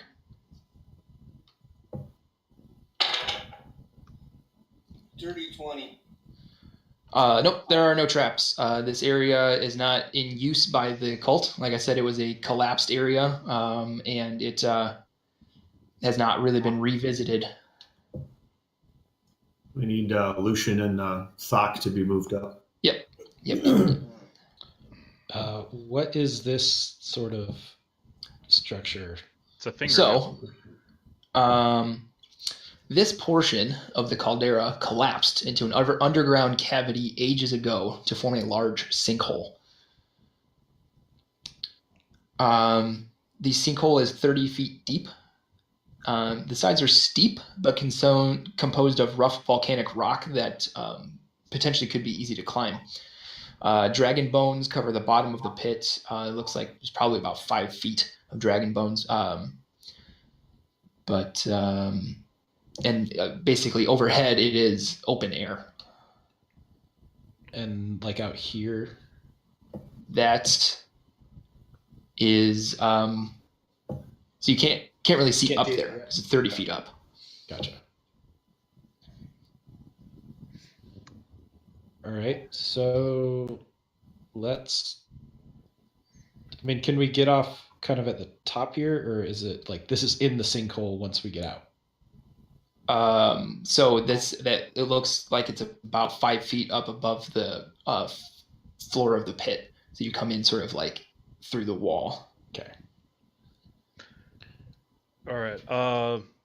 Do we see where there would have maybe been a continuation of the tunnel on the other side? That appears to not have been opened by the Umber Hulk. All right. Okay. I'm gonna step forward and coming out with the express intent of trying to climb up this wall and get a better vantage point. Yeah. Okay. Does there appear to be any different activity going on around this area, or just still us? Still just you guys. Like I said, the tunnel looks like it hasn't been touched by human feet, and it doesn't look like there's signs of cult activity in the sinkhole itself.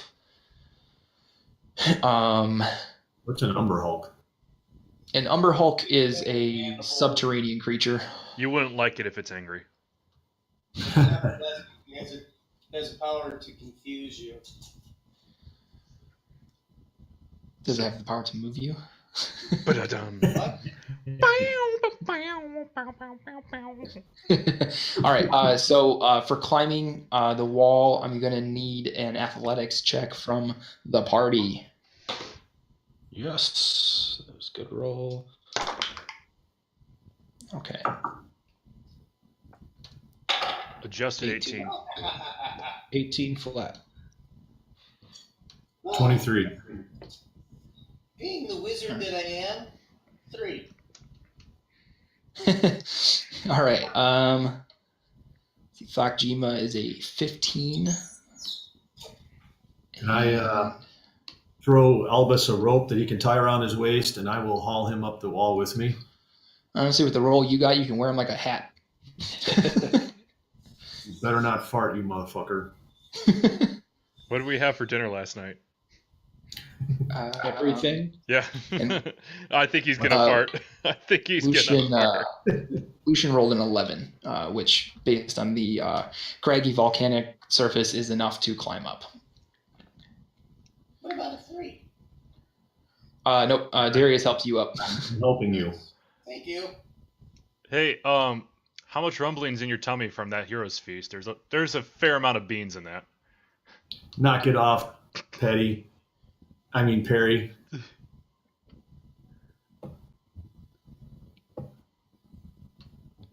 Look, that folic acid is super necessary for a good digestive system. So on the map here, this weird star shape is the area that is covered up by the Temple of Tiamat. Weird star shape. The one that's Yeah, you might like have to straight zoom out north. to actually appreciate the shape. Yeah. Oh, okay. Yeah, there's. And can we see that? It looks The like. Temple of Tiamat, yes. Yeah. Okay. It looks as if it were the Canadian flag rotated 165 degrees. Are you saying this? Still on that hockey thing, huh? Always am. It actually does look a lot like a maple leaf. Mm-hmm. Sorry, Albus, what was that? Why aren't they? This is where the temple's at, It's Yes. north of here. but on top. Yeah.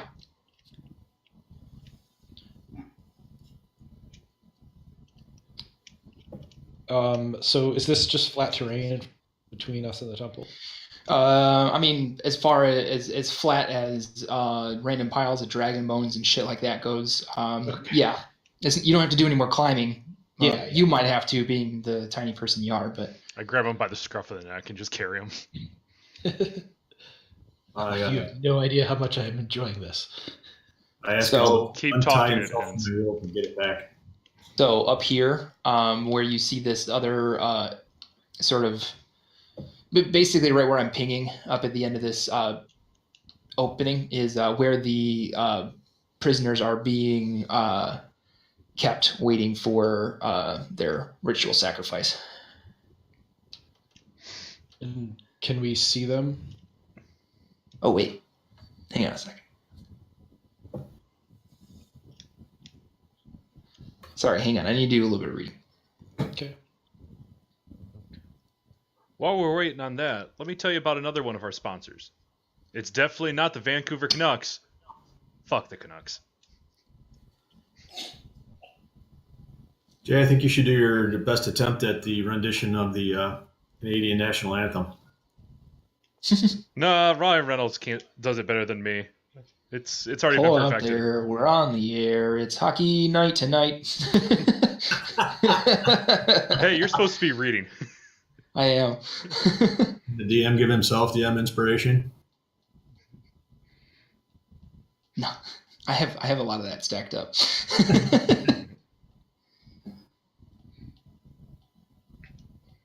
All right. So you guys see actually from where you are, you see prisoners intended for sacrifice up here. You do see them. They're being forced out into the plaza, and there are up here, further like on the north side. You see some chromatic dragons, some ancient chromatic dragons that appear to be eating prisoners as they come out.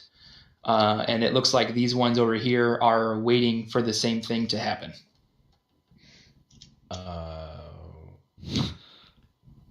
There are 5 ancient dragons. They're on the other side of the temple, though. Do we see any people that appear to be like red wizards, worm speakers, like in charge? So because of where you guys are right now, you can't tell if there are anyone like that ushering these prisoners out here at the entrance that's closest to you guys. And on the far side, like I said, all you can see is the ancient dragons that look like they're feasting. Like you see them like every once in a while, they'll lunge down, flip a body up in the air and eat it. Does anybody notice that my brown pants got a little darker?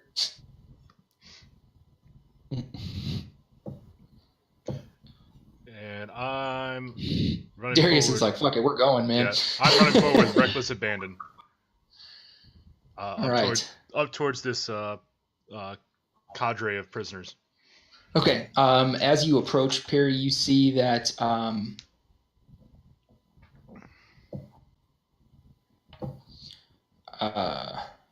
that there doesn't seem to be anyone at the entrance of this area. Sort of forcing the prisoners. They've either been forced out from lower down in the tunnel, or the people have moved on to another job. But these prisoners are just standing there, basically just looking at the ancient dragons and shitting themselves along with Albus. I'm cutting as many binds as I can and just telling them, like, there is a safe exit to the south of us, down the sinkhole. Run there, get to safety as fast as you can. Okay. Make a persuasion check, because these are people in a state of shock and panic. Persuasion, I suck at this.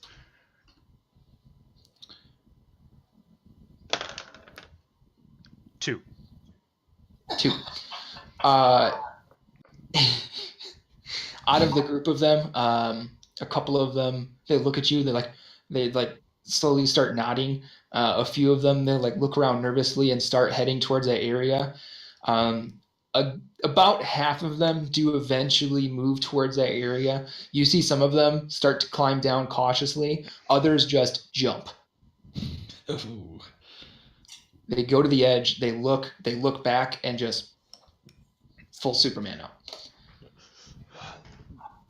To the remaining that are there, I kind of sit there and go into doctor voice, like, what are you waiting for? Go! I just start pushing them Okay. over that way. 7 of them just pass out.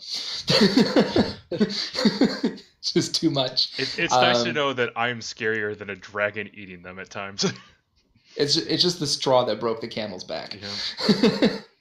But eventually the rest of them that are conscious, they do move on. Okay. Any other cadres of prisoners that we can see from this area?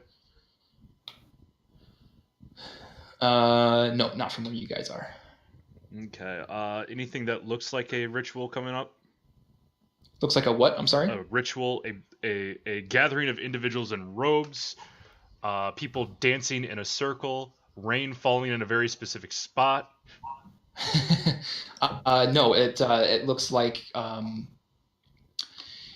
based on what you're seeing before you, being the large temple of Tiamat, it looks like anything that is being done in that regard is being done inside. Well, we're going in. Shall we away? Yeah. So there were 5 dragons, you said, correct? Yes. Are they representing all of them? So it's a red, white, blue, green, and black? Yes. Huh, sucks to be us. Yes. From the day I was born. All right. So are you guys wanting to enter into the Temple of Tiamat? Yeah. I'll cast Silence, focusing on myself again. And you said we can't see any other prisoner areas? Correct. Yeah. There is one. I'm telling you that there is one, but you can't see where it is. And it looks like it's probably being guarded by 5 ancient dragons. Well, if there was one, I probably would have ran there, but I can't see it. Mm-hmm. If I could see it. All right. So you guys are Perry, you said you were casting Silence? Yep. So anything within 20 feet of me does not make sound. And Okay. I will point out, guys, while you're within 20 feet of Perry and he has that spell up, any spells that require a verbal component will also not work. Okay. That being said, guys, why don't we go ahead and roll stealth checks? You guys are at the bottom left of this corner, a tower. It corresponds with where you guys were outside. You've entered through a sort of back entrance. For the record, sorry, just a quick thing. For my stealth check, do I still make it a disadvantage even if I can't make sound? Okay. No. And does my pass without a trace still apply? Yes. In an hour of that? Okay. Yeah. 13, 15. All right. 25. Lucian has a 23. Plus 10? That's with the plus 10, yep. Okay. And then Thakjima, unfortunately, rolled a 3, but he's going to... So he is 22. I'm at a 33.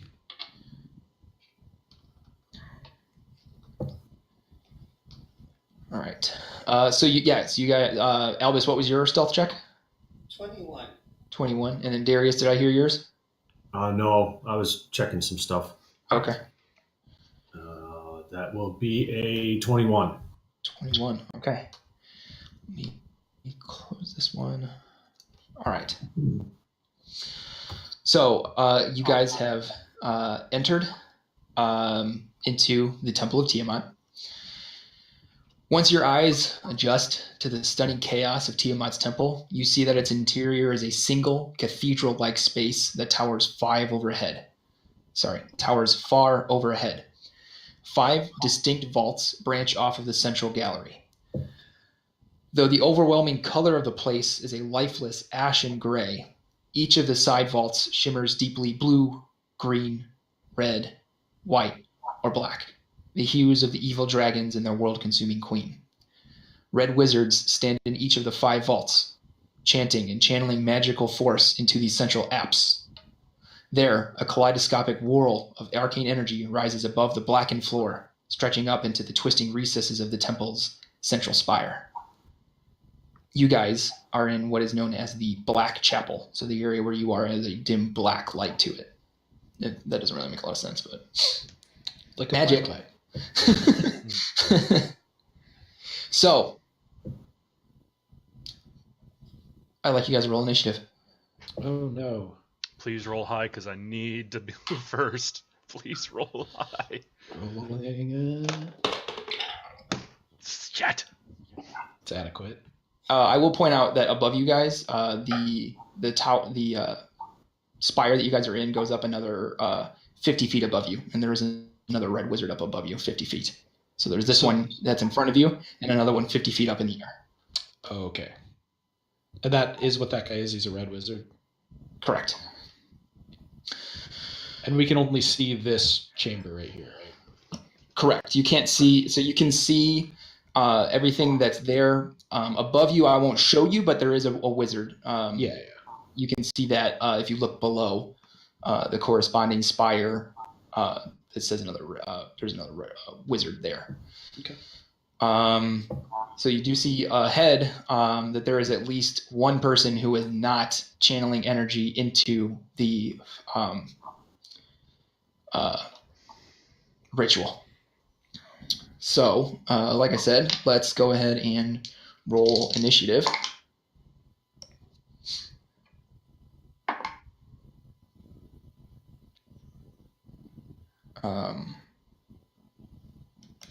Shit, how do I want to do this for them?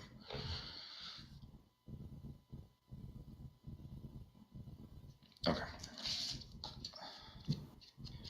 This reminds me of that battle with all of the stuff outside of the tavern with how I need to reimagine the way I do initiative. Okay. So let's start with the party then. Anybody get 25 to 20? 20. 24. All right. Darius, 24. Albus with a 20. All right. 15 to 20. 18. I see Dr. Perry rolled well.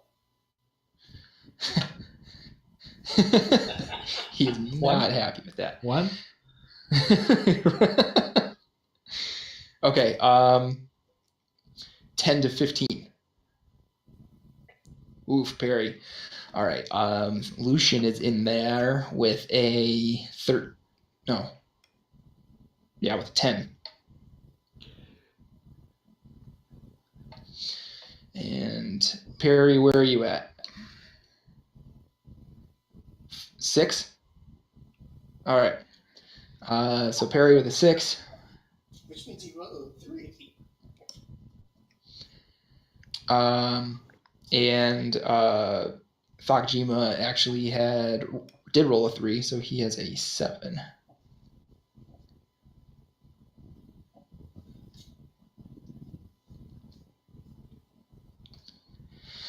Okay.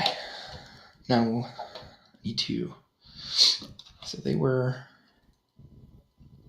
We're not getting out of here alive, are we? I can't hear what you're saying. I casted silence again.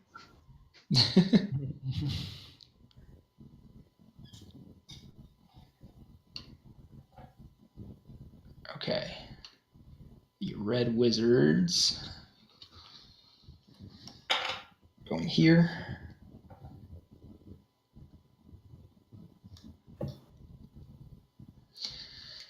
Okay.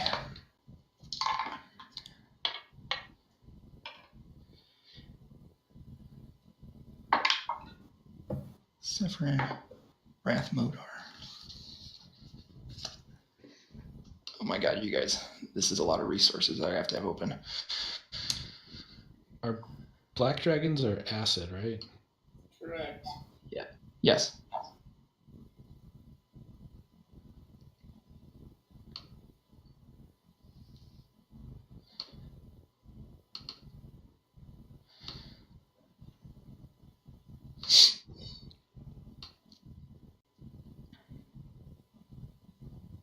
Oh, come on now. Don't do this roll 20. Thank you.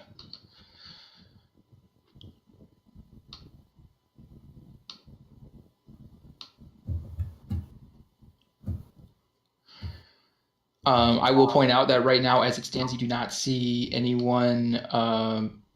You don't see any sign of the black dragon masks.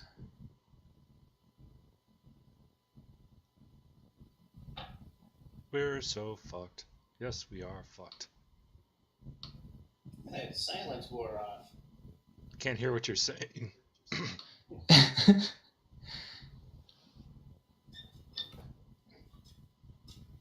Anyone stealthy enough to slit a throat? No, anybody if they just walk with me. All right. So I need Severin. Okay.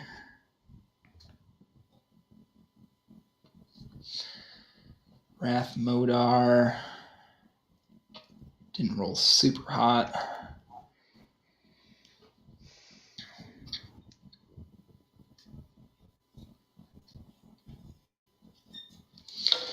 Now let's roll for Nurenvain and Galvin.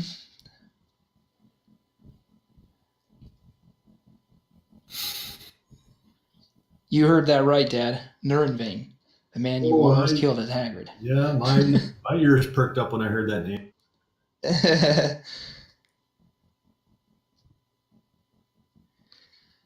And Galvin rolled pretty good, actually. Oh, yeah. All right. All right, Darius, you're up first. All right.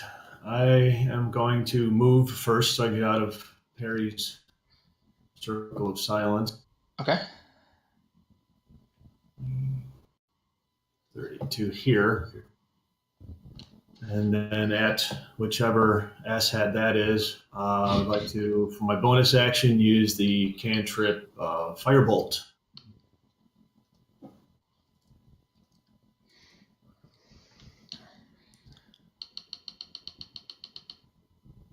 Are you busy right now, or? No, sorry, I'm trying to. You're casting Firebolt, right? Yeah. Okay. Sorry, I'm trying to. It was 12. It was 12 max hit points or 16. I forgot to do that on. 16. Okay, I forgot to do that on Feast.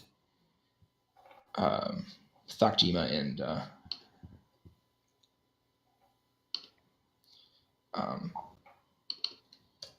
Lucian.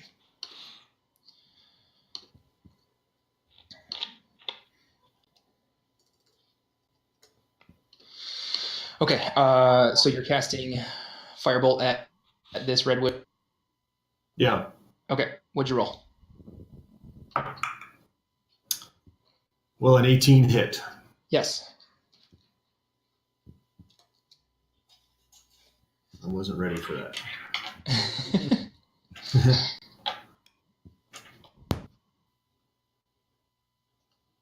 Come on. 10. Okay.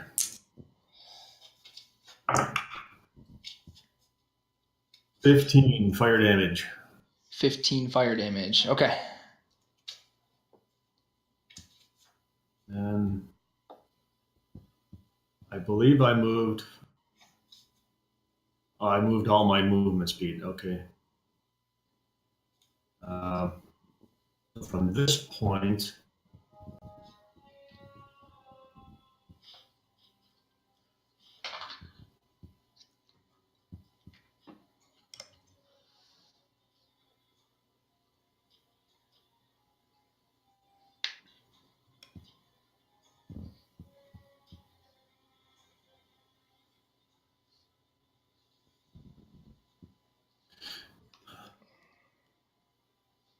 I would like to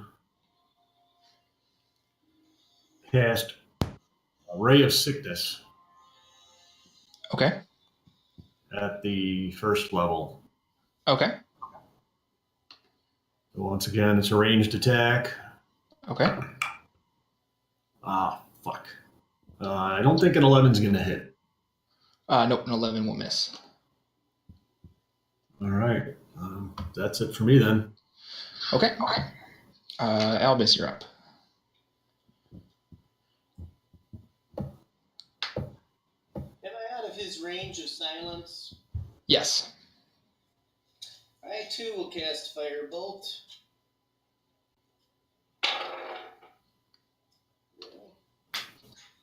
Let's see here. 16? 16 will hit. Ooh, yes.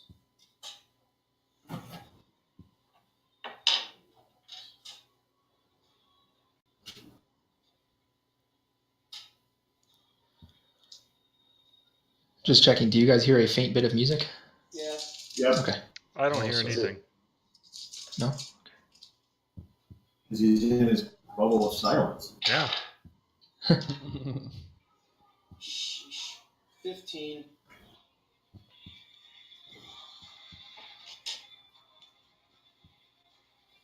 How much you say? Sorry, 15 damage? Yeah. Okay. Ray of Frost I'll cast next. Okay.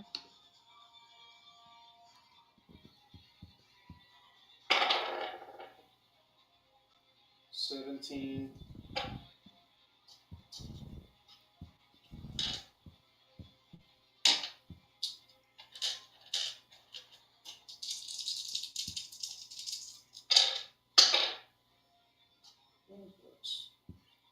$17 more.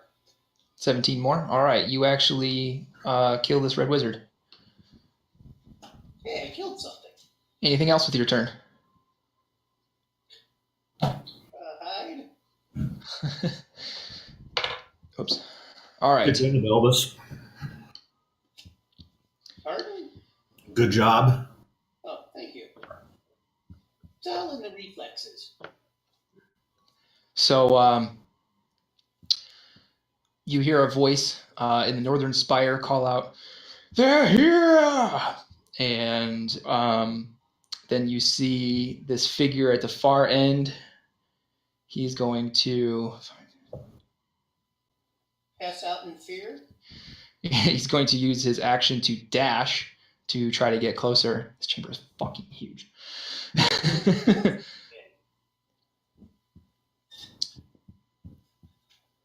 All right. Which color hue does this chamber that we're in now have again? Black. Okay. All right. JD, you're up. All right. So where is this guy? Sorry. Where's what guy? The guy who started running in? Yeah. So there is a guy 50 feet above your head still, but basically he's in the center of the temple now. The guy who was 50 feet above us? No, the guy who shouted that you guys are here and started running in. Oh, The guy 50 feet above you hasn't done anything yet. Okay. This guy? So the guy 50 feet Yes. above us, I want to confuse. Okay. So wisdom saving throw. Saving throw. Okay. I don't see an icon for him. Is there supposed to be one there? So because this map is actually split up into its parts. So you guys are the page that you're looking, not the page, but the part you're looking at right now where your tokens are is the first level. If you scroll down, you can see the second level. The people who are 50 feet up you can't see them until you're within that alcove that they're in because of the way the spire is built. Okay. So just know for now that there is a guy 50 feet above you. Wisdom saving throw. Natural 1. Woo! He's confused. Okay. Why am I up 50 feet in the air? He's gonna roll on his turns to see how he behaves. Okay. And then, are there like stairs or something to get up there? Nope, he's flying. He's just up there. Yeah. Cool. I am going to go 5, 10, 15, 20, 25. And then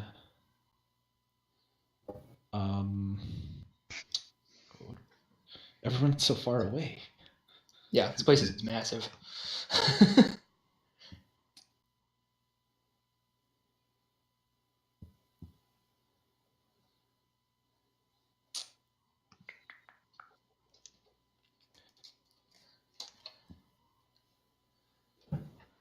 I'm just gonna ready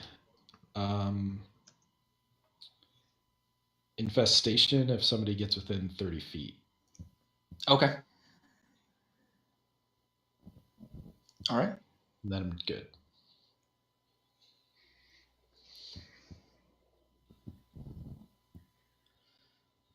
Okay.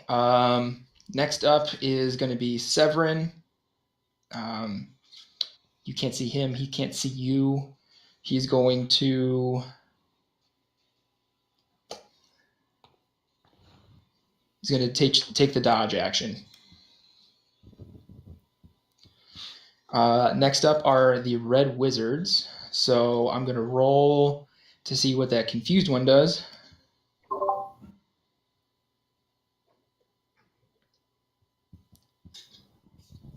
D10, right? Yeah. And that is a 10, so it can move and act normally.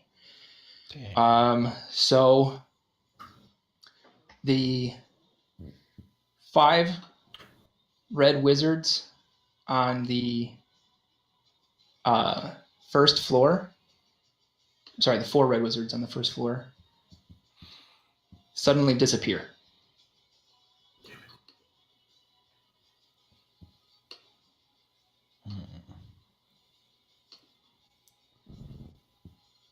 And then the other 5 wizards, it looks like they the 5 wizards who are in the spires, they take their action to concentrate on the ritual.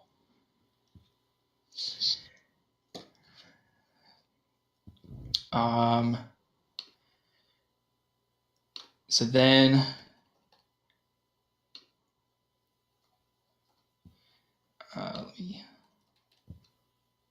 next up is going to be Lucian.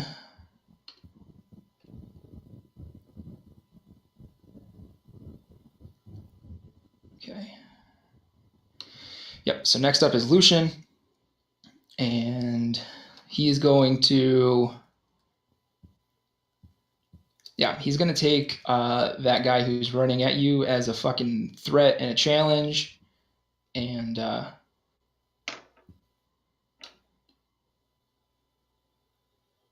he's going to scream death while he sprints forward using his action to dash, and his bonus action to dash also.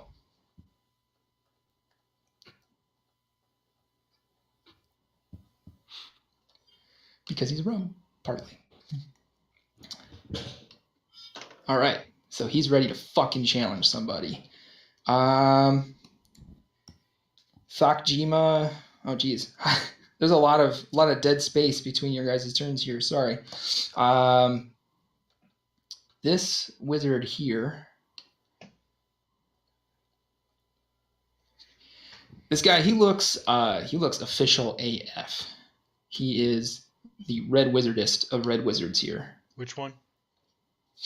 The one to the left of the central chamber. Okay. I think I turned all their name tags on. It may say Wrath Modar under his. No, thing. there's no name tags.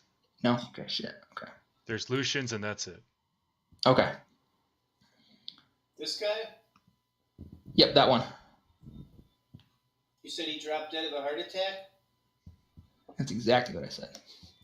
You heard it, guys.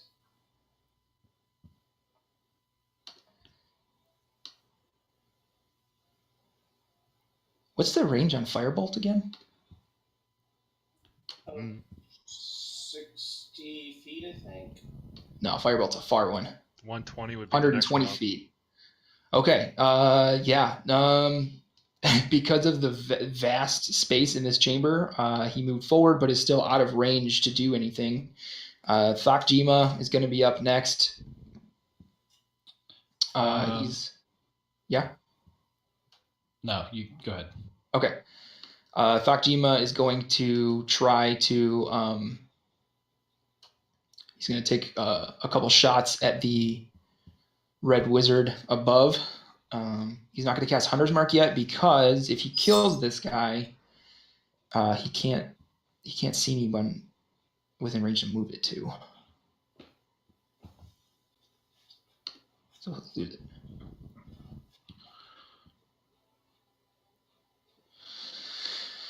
Okay, so it's going to, with its oath bow, take 2 shots. First shot with sharpshooter, and that's going to be a 21 to hit, which does. So that's going to be D8, which is an 8 plus 6. That's 14, 24 damage to the red wizard. And then he's going to go ahead and use his second shot without sharpshooter. And that's going to be a 25 to hit. He's going to do Colossus Slayer. It's going to be 2d6 plus 6. And that's enough to kill the red wizard. Question. So 2 red wizards down. Yes. When that red wizard dies, does it remain floating in the air or does it start falling to the ground? Nope, he falls. Okay. So go ahead and move that then. He splatters down. Splash down right next to JD. Splat. All right, and then at the end of Thakjima's turn, well, he's going to 10, 15, 20, 25, 30. Nurenvain is up.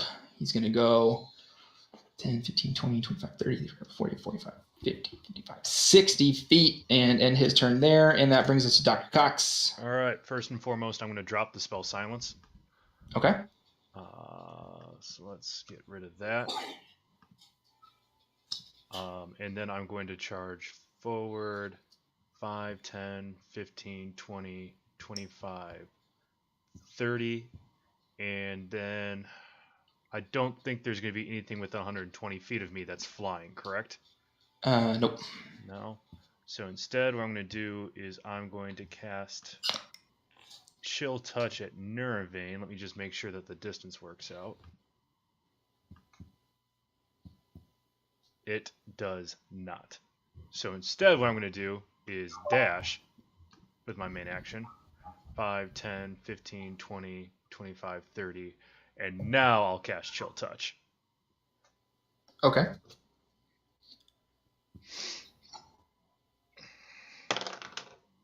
That'll be an 18 to hit. 8 plus 10. An 18 does hit. All right, cool. So that's 3d8 necrotic damage. That's 10 right there. Plus another 16 necrotic damage. All right. And so ends the turn of Percival Cox. All right, Darius. All right, the second red wizard that went down was one that was 50 feet above us. Yes. Looking above you in the chamber, there is no one who isn't your party in this spire. All right.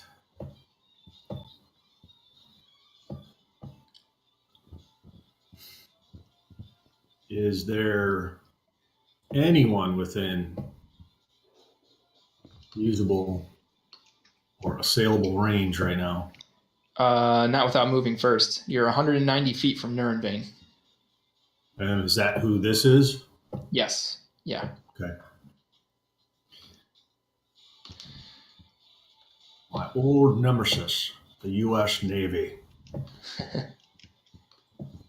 You guys should be able to see his name now. I'm going to Yeah.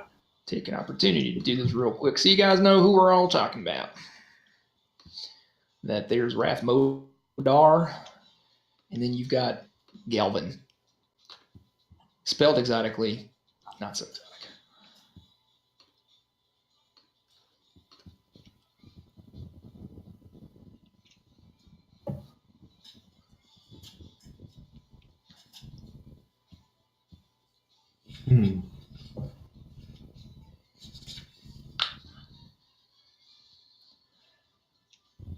Is Nurenvain wearing a mask? No. Damn. It's almost like they want this ritual to succeed. Those fuckers. To take or to use dash, is that considered an action? That is an action, yes. For anyone who's not a rogue.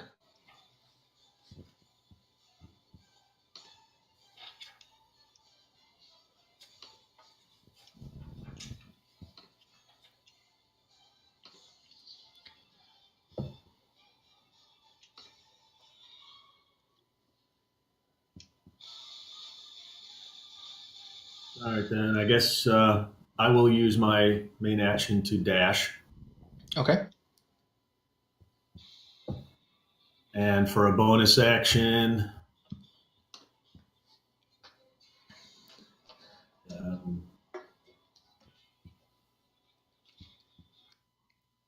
is he still?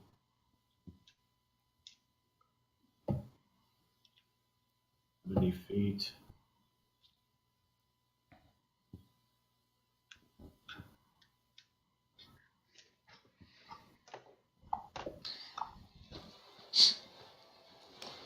Just outside most of my spell ranges. You should be able to do Firebolt. Yeah, I'm gonna have to because when I really want to use on him, I can't use for my bonus action. Right. Yeah. All right. Firebolt at Nurmbane. Okay. Dirty 20. Dirty 20. Dirty hits in his dirty face. 14 fire damage. All right. All right. Good for me. Okay. Next up is Galvin.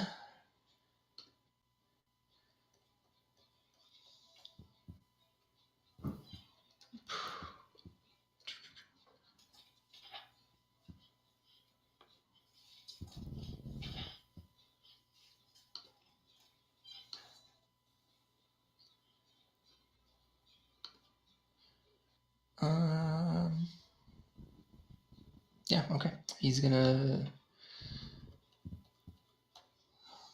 dash in there. All right. After Galvin is JD. Okay. I'm going to go 5, 10, 15, 20, 25. When do I get to go? When it's your turn. Oh, shit. Sorry, I skipped you, Albus. You can go after JD. I'm sorry. That's my bad. Can I get an extra attack? You can have inspiration if you wanted. I have 2 of those then. Well, then you can't have inspiration because you still need to use your first one.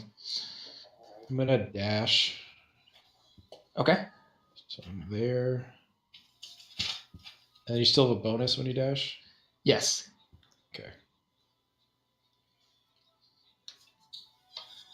Fuck. I'm just going to do the same hold infestation for somebody Okay. 30 feet. All right. Sounds good. Albus, you are up.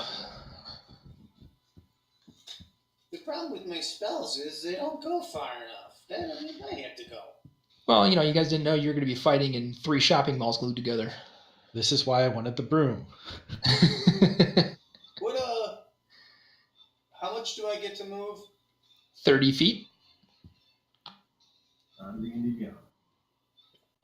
All right, well, 60 if you dash.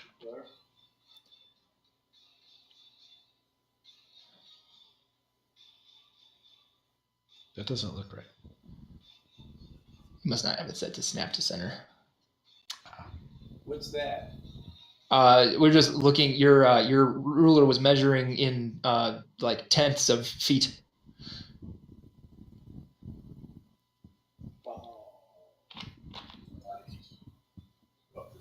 Every square is 5 if it helps. Yes, every square is 5 feet. So they're so tiny, I can't even freaking see them. You could zoom in. Where's the fun in that? I feel your pain though because I have to be zoomed out so I can see more of what's going on. So what did I move then? Just 15 feet? I think so.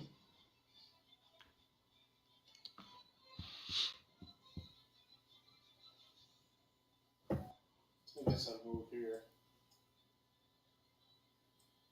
That's my 30 feet movement. So let's see something. If you're still out of range, you can use your action to move another 30 feet, and then you still have your bonus action.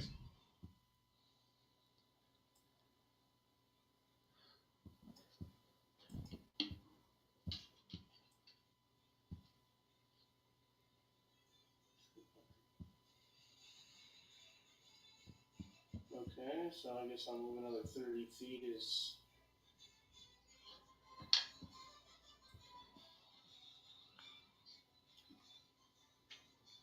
Is there a quick way to do that? Or do I gotta go all the way back to that other thing? To do what? To be able to move my guy. No, there's not a quick way to do it. You gotta click on the... Okay. You gotta change your tool. Now I think I can cast Firebolt on that guy. Which one? This guy. No, you're just still 10 feet out of range of Galvin, and you are 30 feet out of... Sorry, 50 feet out of range of Nurmbane. Huh. Well, that's my for this runic spell. So I guess I'm done. Well, Okay. use your bonus action to dash again. He can't. Oh. It's a. So rogues have something called what's it called again?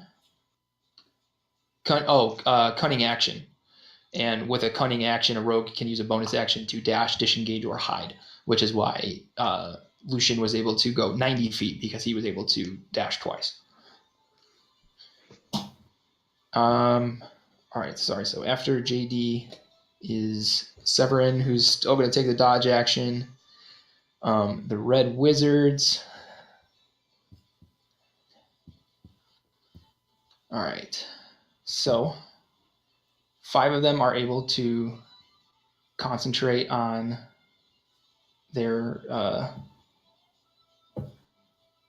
spell still. Right?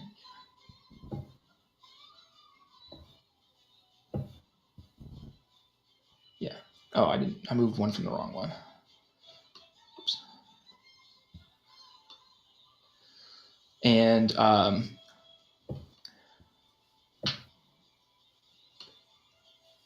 couple more of them disappear.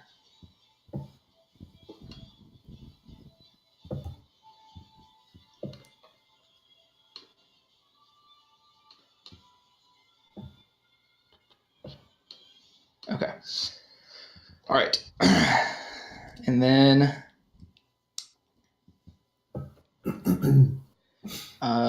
Lucian is up.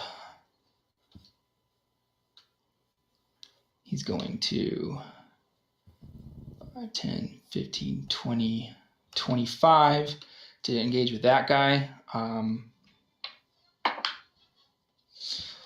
As he's running into the central chamber, you see Lucian look up and he shouts, "There's one way up there!"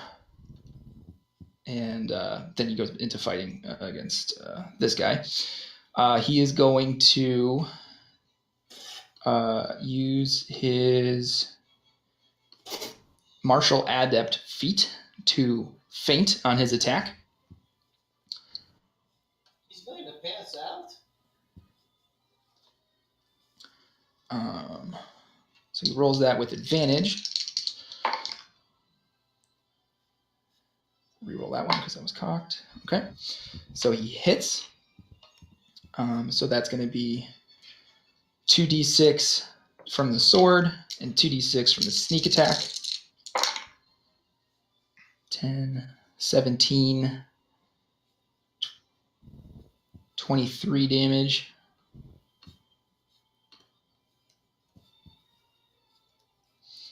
And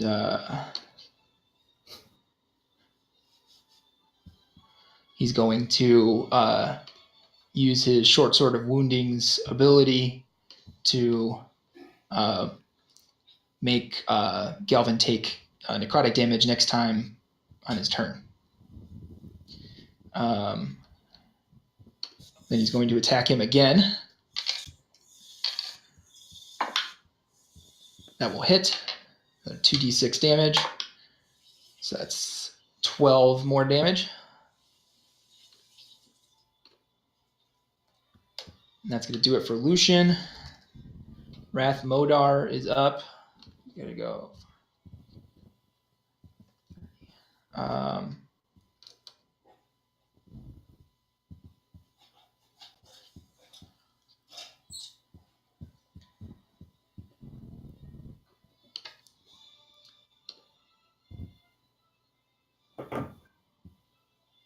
Okay. He's going to cast a spell and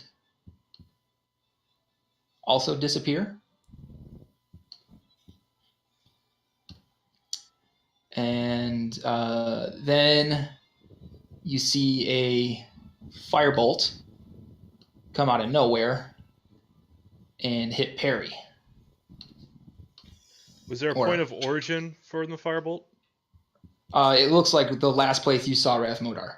Can you mark it on the map, please? The point of origin. First off, do I need to roll to sit there and get an idea of where that would be? It's a firebolt. It's a ranged attack. Yes, just a cantrip. Yes, but the point of origin from it, would I be able to sit there and get? a relative, like, all right, cool, I've got an idea, someone's there? Yeah, sort of. Cool. But you can't be sure if he moves after it hits you. But it doesn't hit you anyway. Mm-hmm. Yeah. Okay. So then Thakjima is up.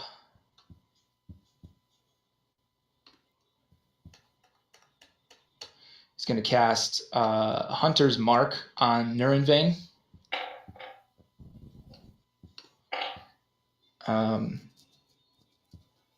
He's going to shoot at him with Sharpshooter. That will hit. He's going to use Colossus Slayer. That's 14 from the dice. 24 for Sharpshooter. 30 damage from that arrow. Oop, and the Hunter's Mark damage. Nice. 36 damage. All right, and then since he's still standing, he's going to shoot him again. It's cocked. 17, 12 plus 11.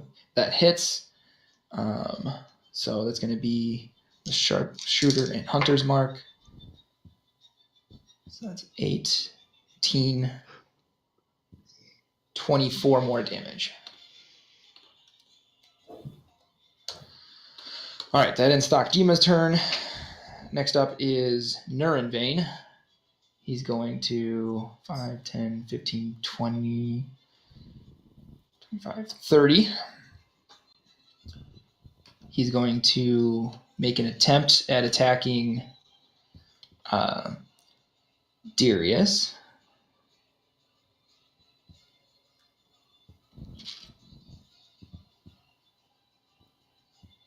Okay. Put that stuff back real quick. All right. He's going to attack twice with his short sword at you, Darius. Both of those miss. Poorly. This feels very familiar. This feels very familiar. All right, Perry, you're up. All right, let's see what the move would be here. So I wouldn't be able to get there even if I dashed. So instead, let's achieve some bedlam. 5, 10, 15, 20, 25, 30. And I'm going to start off by attacking it with my my +3 longsword. Okay. 13 plus 11 is a 24. That will hit. All right, so 1d8 plus 6 to start off with. So that will be 11 slashing damage, but wait, there's more. I'm going to use my features and traits to deal an extra 31 necrotic damage. Wow. Okay. You killed Nurenvain. Somehow this feels right. Somewhere. Mm-hmm. Somewhere Hagrid smiles from the grave. Yeah. I can close that window now. Then let's see here. I'm going to sit there and cast Guiding Bolt at the first level at Galvin, or as the Norwegians pronounce it, Galvin. What are you casting at him? Sorry. Guiding Bolt at the first level. Okay. All right. 17. A 17 just barely hits. Okay. So we'll go. That's 11 to start off with. Not bad. 19 radiant damage. And the next attack roll made against this target before the end of my next turn has advantage. Okay. I am then going to use my action surge Where is that? Action surge right there. And does that allow me to move again? Do I get another move action, or is it just main and bonus I get? Just main and bonus. All right, then on top of that, let's I'm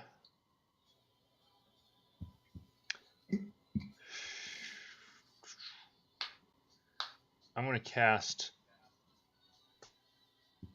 Blight, and that's a Constitution saving throw for Galvin. For Galvin? Yeah. Okay. Of 18.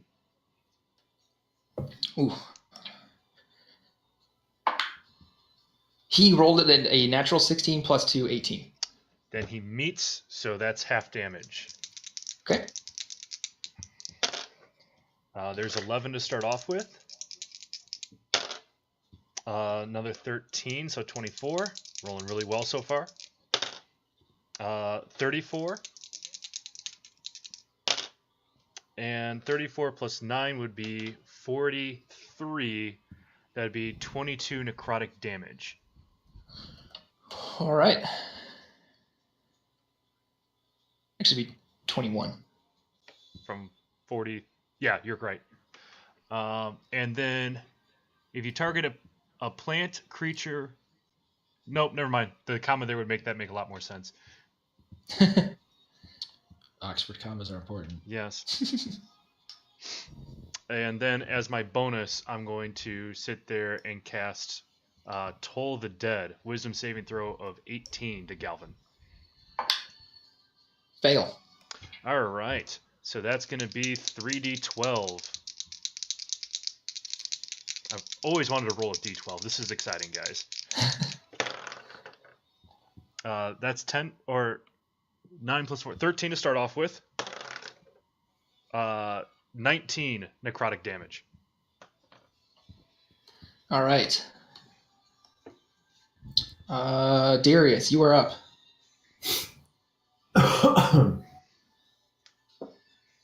I will Spit on the corpse of Nerving. once again. Yeah, well, I'm gonna piss on his dead body later. Use my main action to dash.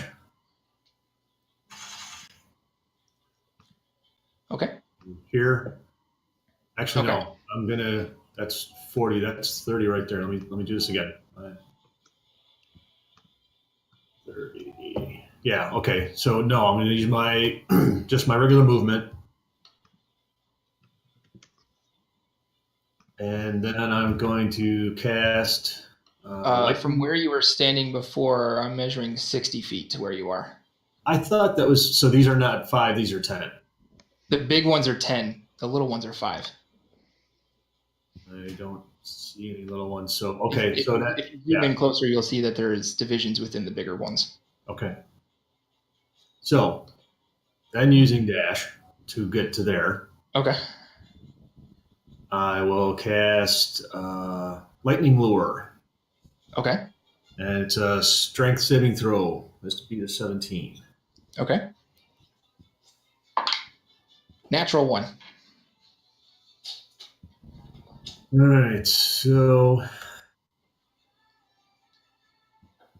he is lashed in lightning that pulls him toward me up to 10 feet. And then he Okay. takes 3d8 lightning damage.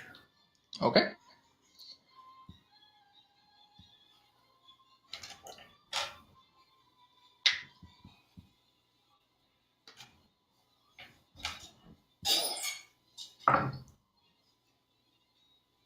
$13. 13 damage. Kills Galvin. At least I And wasn't then Steve Larmer for the whole day today. for the end of your turn, go ahead and make a perception check for me. Ooh. What's my modifier there? Perception. It's an 18. 18. You look up, and 100 feet up in the air, you see Severin wearing this. Wow. It's wondrously gaudy. Too late to switch the blue mask. Okay. Why does it make her? Yeah, it makes Severin look like a Power Rangers villain. Bryan Cranston's not going to enjoy that.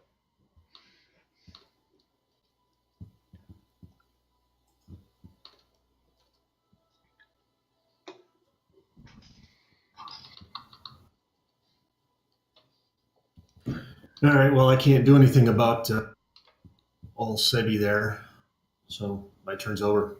Okay. Albus, you're up. So, can I cast anything on Severin? Do I notice he's up there? You have not seen him yet. Also, he's out of range. Just going back, Lucian did yell that someone was up there already, right? Right. Yeah, he did, but he's still out of range. I understand.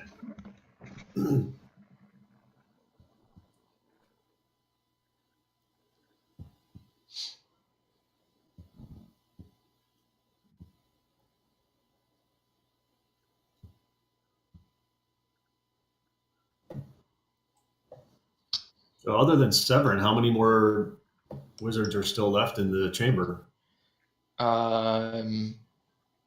You actually don't see anyone. Not even the guy right here? I thought you said we saw Severin. Oh, yeah. You can't see him from where you are, though, based on okay. his position in the tower. Gotcha. Since I don't see But anybody, the guy that I'm pinging, that's not Severin? The guy that you're pinging is not Severin, no, but you cannot see him because Okay. he's 50 feet up in the spire that's to the top right. Yeah. Sorry, I metagamed a little there. Sorry. That's okay. It was going to happen when I had to show you guys the whole thing. so since I don't see anybody, Mhm. I'm going to move to this body and search. Okay. Anything I might find useful?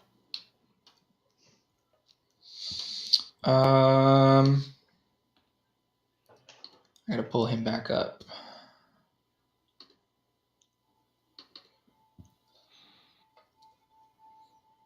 Nope, absolutely nothing on him that you would find useful. So we're trying to stop a ritual. We got the main guy in the chamber with us, and you're scavenging. I don't see him. What do you want me to do?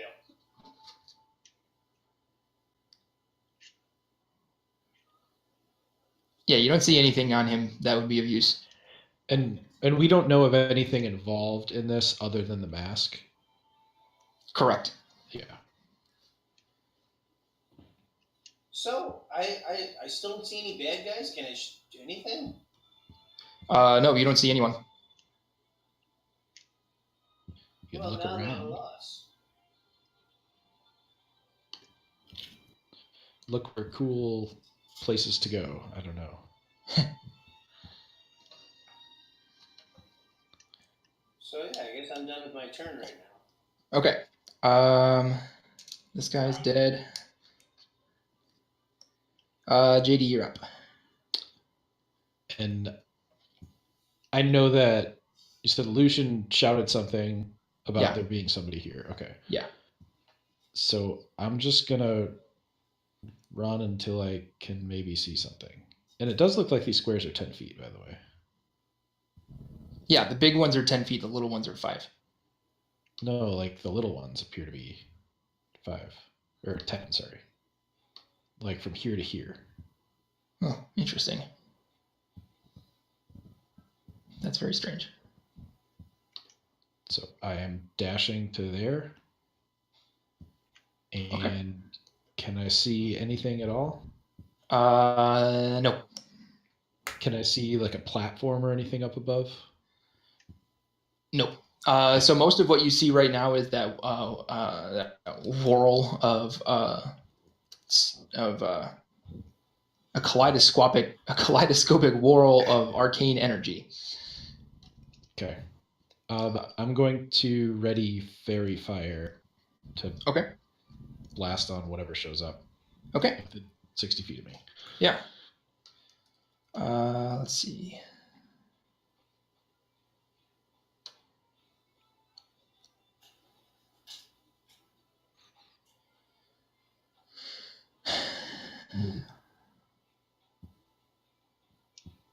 Yeah, Severin is still going to.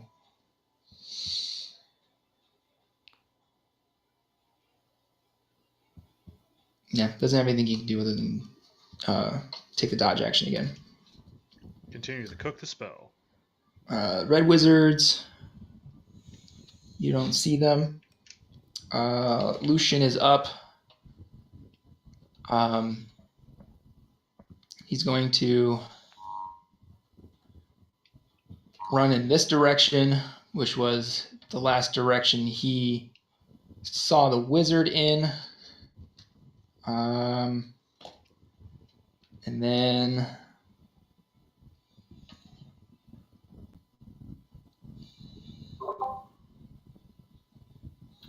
Sure.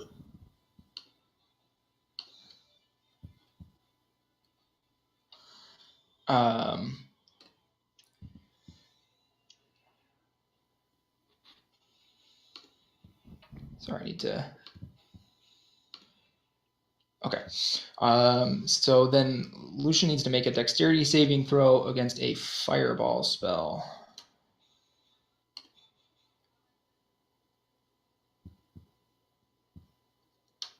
Okay.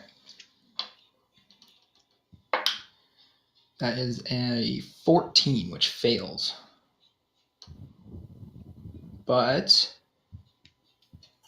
because of his brutish durability, you get to add a d6 to that. That's a 4. So that makes it 18.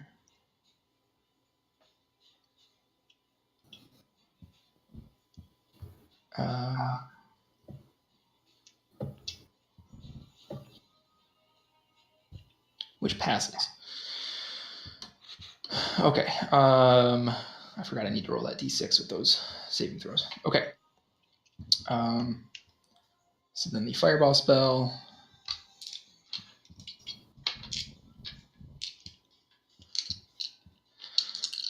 Going to be 6, 12, 18, 24, 26, 28, halved to 14 damage.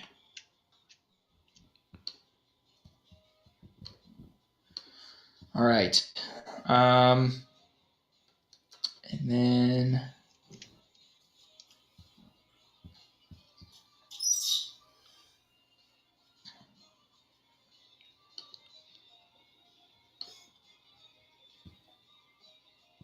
what does that do again?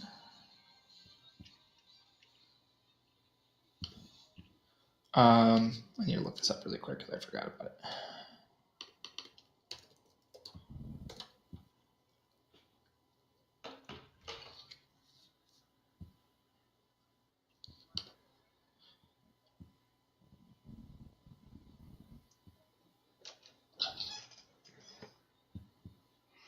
Okay, he's gonna make a ranged spell attack at Lucian.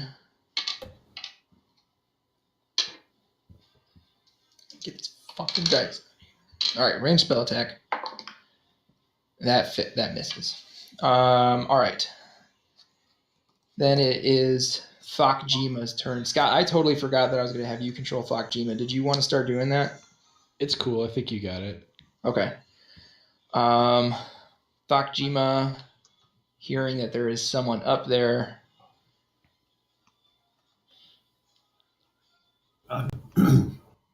Discord glitched on me. Was that whole exchange that I missed between Lucian and Severin then? No, it was between Lucian and probably Wrath Modar. If you had to guess based on where he last was. Thokjima is going to use his... He's going to lose his Hunter's Mark, actually, because he can't see anyone within range. Because Severin is too high up for the range of the spell. But he's going to make an attack against Severin. No sharpshooter, because this is a long one. That is a 7, so 18. I don't remember if that hits him or not. It does, okay.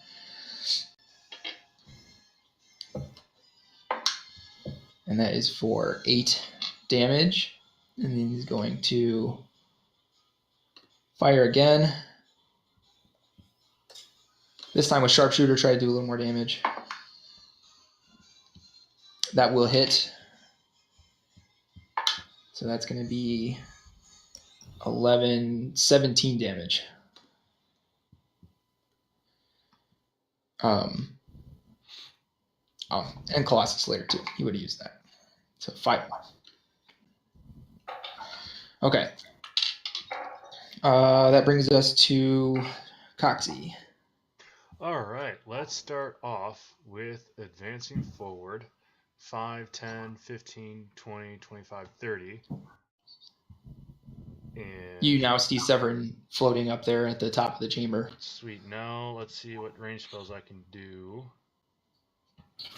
He's 100 feet up in the air. He's 100 feet up in the air. Yeah. I'm going to sit there and see if this is a flying spell. I'm going to cast Dispel Magic at the 3rd level on Severin, trying to neutralize the effects of fly. Of what? Fly. Fly. Okay. So you cast Dispel Magic, but it appears as though his position in the chamber is not the result of a spell, potentially more of the result of the ritual being performed. Yep, that's what I was afraid of. Okay.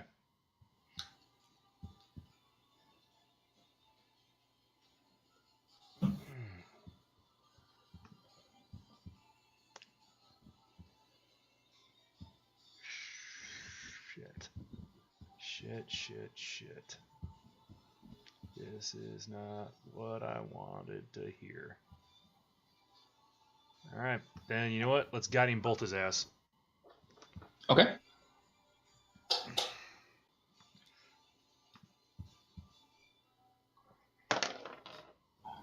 Um, 15 plus 10, 25. To hit? Yep. That does hit. Cool. 10 to start off with. 16 radiant damage, and the next attack against him has advantage. Okay.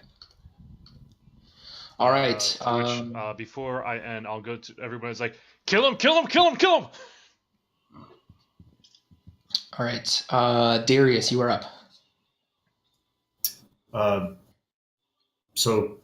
Perry, what was that first thing you attempted to do? I Dispel Magic. Dispel Magic to see if he was flying in the air. And as it turns out, I did not account for the fact that the ritual caused him to fly. Not a spell effect. Okay. So as far as we know right now, there are no restrictions on what we can do to him other than the distance. Right. Mm-hmm.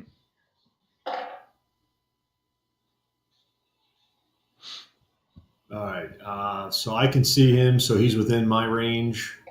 Mm-hmm. Let's try for my bonus action. Let's try Firebolt.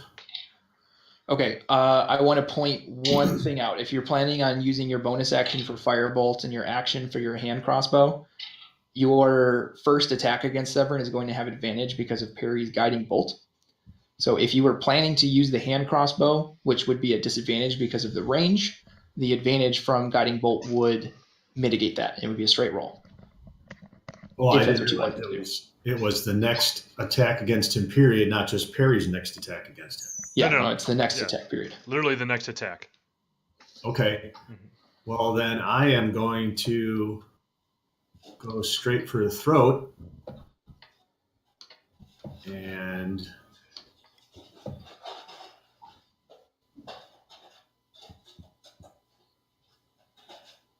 cast Fireball at him at the 3rd level. Okay.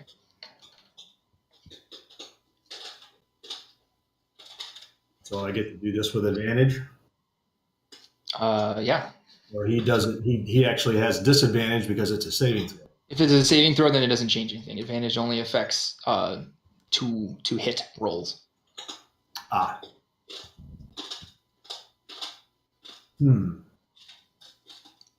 I will say this too, something I forgot about until right now. Crossbows do have something, a property called loading, which means regardless of the number of attacks you can make in a turn, you can only fire one piece of ammunition from it.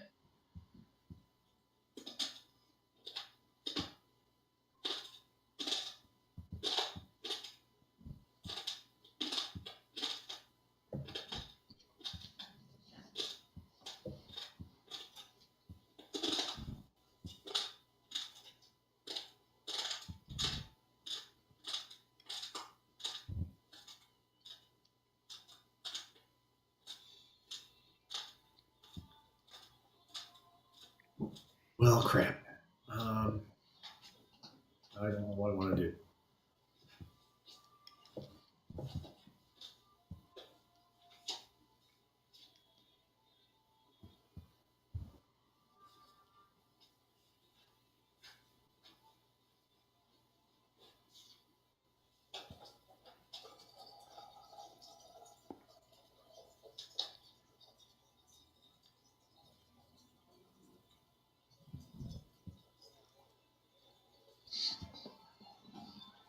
All right, even though it's not much, if I'm going to make advantage, if I'm going to take advantage against or of Perry's spell, then yeah, let's try the hand crossbow. Okay.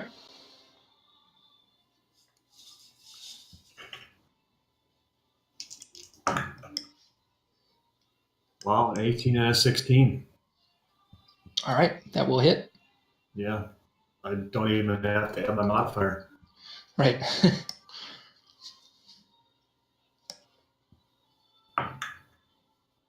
That is 10 piercing damage. Okay. Wait, I forgot to add. No, it's 12. I'm sorry, I didn't add the 2. What about your dexterity bonus? Dex.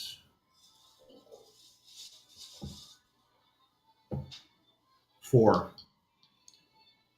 So, okay. So was that 16 then? Yes. Because it already said it was a +6. So I think that might have been taking into account the dexterity. Are you talking about on D&D Beyond? Yeah. Oh, yeah. So that +6 will take into account your dexterity and the +2. Okay. So then it was a 10. Is all it was. Okay. I don't want to cheat anybody. Right. I understand. Thank you. All right.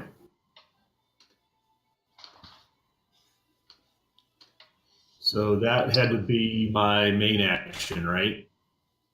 Yes. All right. Then I would like to try Firebolt. Okay. 18. Will hit.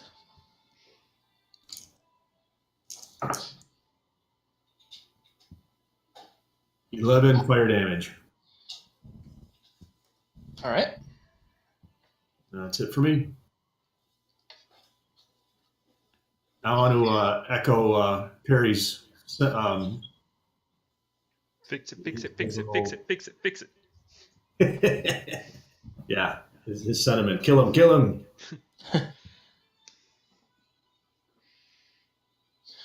Okay. Albus, you are up. Can I see anything? Let me pan back up, see where you are. No.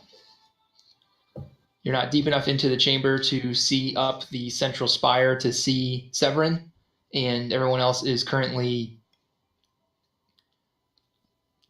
I move here. probably invisible. Okay. You are. I see where everybody's pointing. Yeah. You are still just outside of the area where you can like actually see him, though.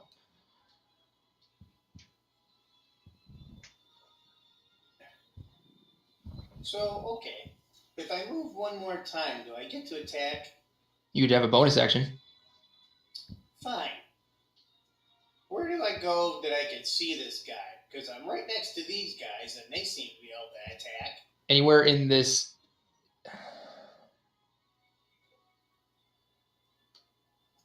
So right there would work. Could we, right? Yes.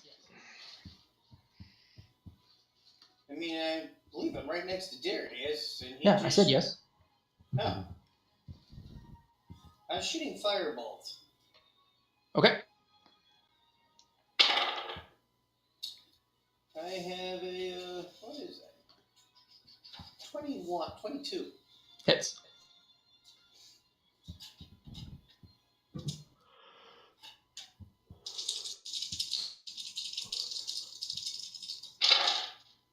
You motherfucker. 19. All right. All right. JD, you're up. Okay, I am going to dash there. Okay. And can I see? Yes. Okay. And is he just like floating in the air? Yeah. 100 feet up. I would like to cast Tidal Wave. No, I can't do that. I always want to do that, but I can't. We need to fight more pirates, man. Well, no, I always want to hit people up in the air with Tidal Wave, but you can only go like 30 feet up. Yeah. I never seen a pirate more than 10 feet off the ground. And I already used my action, so I can't do that.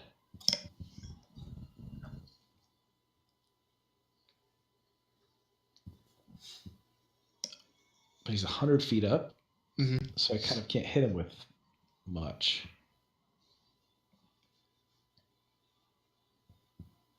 And there's no stairs. No, no stairs. Or ledges. Nope, no ledges. Anywhere. Nope. Ugh, okay.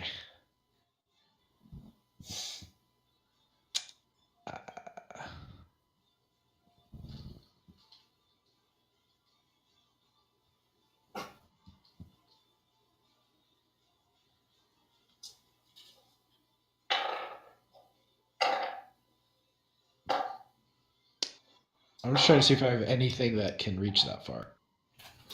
Sure. An eagle could reach that far. I know, but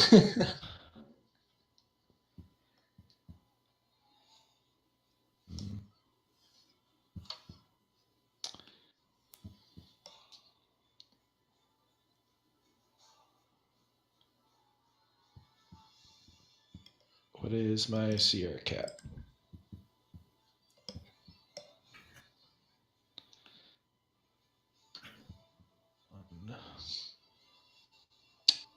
Yeah, I'll giant eagle, and then that's my turn.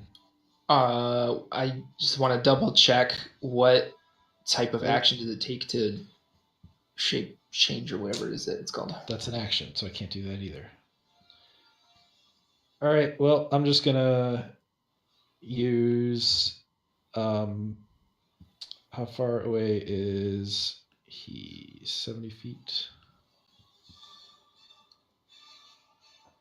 How far to? Lucian. I'm gonna use 2 of my summer court dice on him. Okay. Because that's a bonus action thing, so he's gonna get 4 hit points back. Okay. And 4 temporary hit points, or 2 temporary hit points. Okay. And then I'm done. All right. All right. Severin. Take a dodge action again. Red Wizards continue doing their thing. Lucian is up. Run off in this direction still. Hoping to run into something or get an idea where someone is. Next up is Wrath Modar. who is... What is that?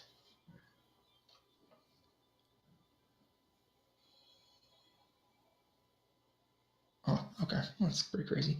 All right. Going to use another 3rd level spell slot to cast Fireball on Lucian. Lucian succeeds on the save again. That D6 really helps make up for not being a rogue. And then damage. 26 rounded down is 13.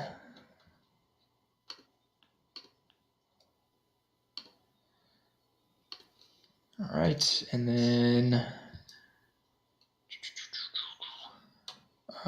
going to attempt another firebolt at Lucian.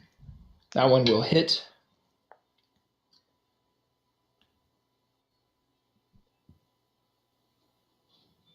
It's going to be 2d10. So it's 9 fire damage.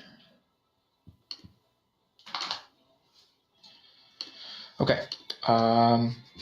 That's it for Wrath Modar. Thokjima is up. He's going to continue firing at Severin. His first one has disadvantage because of the dodge, but he's used Sharpshooter anyway.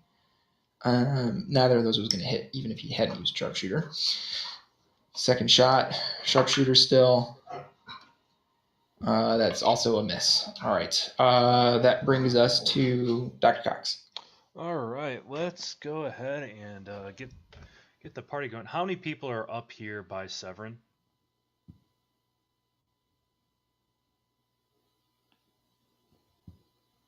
I'm sorry, I couldn't hear a damn word you said, Corey. Sorry, I was talking to Alexis. Apparently there's a fire somewhere that she can kind of see in another building. Okay. Uh-oh. But I have an idea, and I don't know if it's a good one, but it's an idea.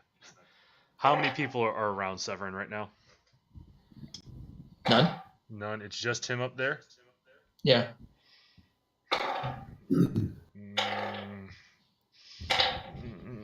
Should I use my 7th on this? I think I need to. Well, it's kind of that, or maybe fight Tiamat. Yeah, I was gonna say this is probably the time to use it. Yeah, I'm gonna cast Firestorm.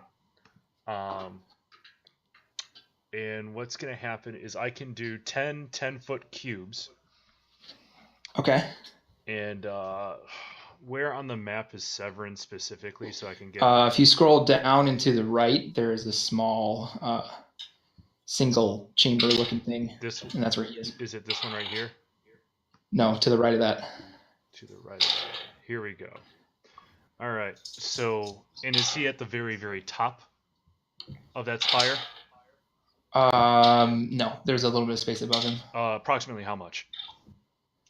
30 feet. So,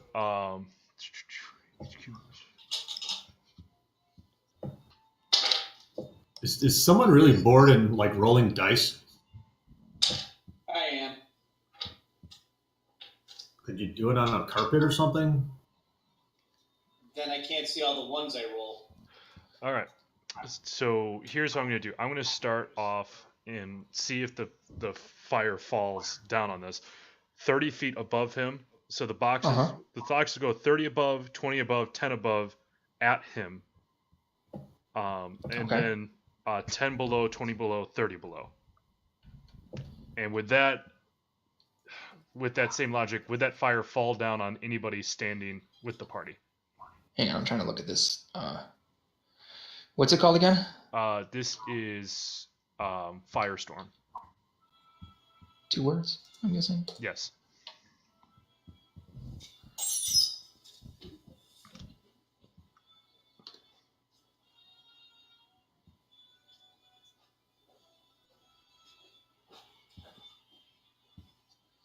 No, it wouldn't fall because it's instantaneous. Cool. Well, then I'll cast it that way. giant column of fire, and then Severin will need to make a dexterity saving throw. Okay. Natural 20. Oh. Ouch. We're fucking dead. We're so fucking dead. Shit. We're gonna make this happen. As a free action, I cry a little. Alright, so it takes half damage.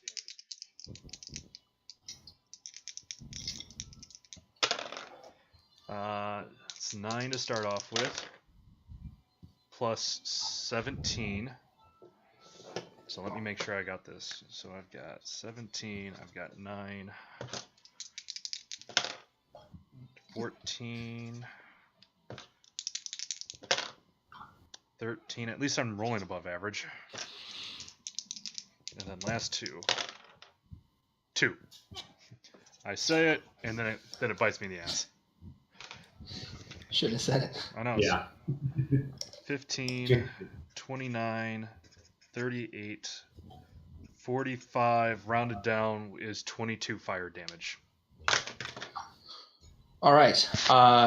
And then for my bonus action, I'm going to help out the team again, and let's cast another guiding bolt.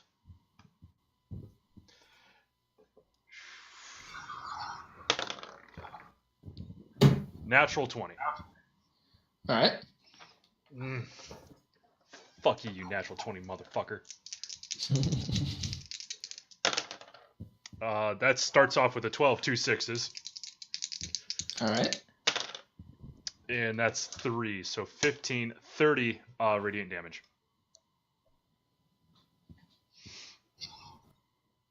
So wait, you said, okay, yeah. Never mind. To which I tell him, yeah, come down here and fight us like a fucking man. I have no idea what the gender of Severin is. I don't think we really glossed over that in the narrative. It's as you do your spells and everything, it looks like the only thing that actually affected him was the guiding bolt. You motherfucker. That's what I was going to ask on my next turn was, can I see how this is affecting him? Oh shit! Fuck! Damn! I've been giving him fucking firebolt damage this whole time. Instead of? Read your stat blocks, kids. He's immune to fire. You motherfucker. Because if I knew he was immune to fire, I wouldn't have cast that 7-level spell. Shit. Well, sorry. That's upsetting. Oh well. That's my fault. Yeah. I'm sorry. Darius, you're up.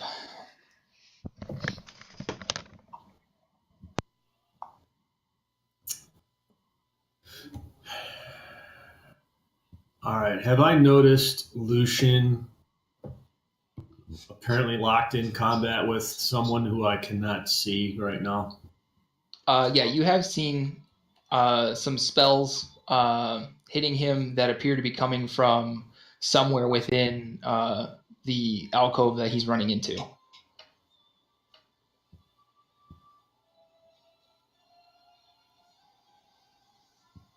And it's this guy that went invisible. Apparently, I guess we all assumed that he left instead of just disappeared or was not within our visual range. Something like that. Yeah.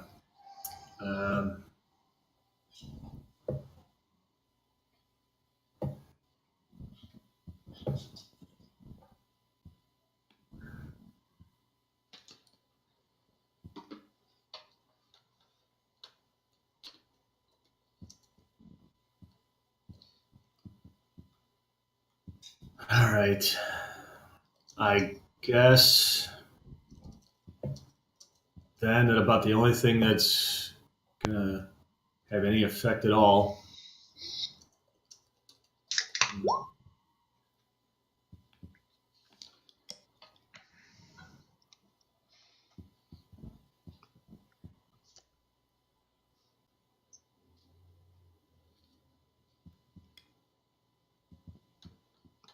He's still 100 feet up there, isn't he? Yep. There's no way. Okay, I can't see. Maybe I'm not looking at the whole screen. No, I am. It doesn't say how far the ranged attack of the dragon orb is. Any way of finding that out? The range. The range is. Hang on, someone else had one of these. The range is 90 feet. It's all wonderful.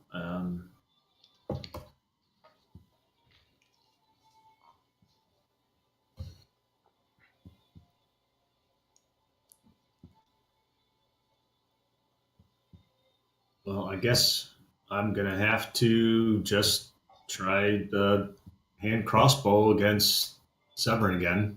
Okay. This roll will come with disadvantage. I did hit him with a guiding bolt. Yeah. Oh, okay, that's right. So straight up damage then, or straight up roll. I mean. Thank you, Jay. What's my modifier here?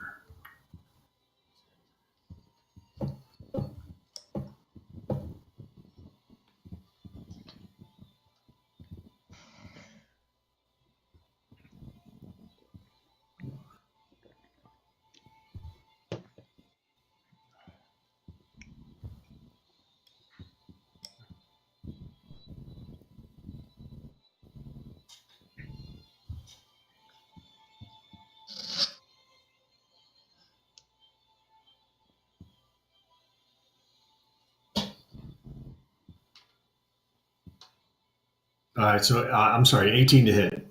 That hits. I'm kind of floundering right now. It's okay. 9 piercing damage. Okay. All right.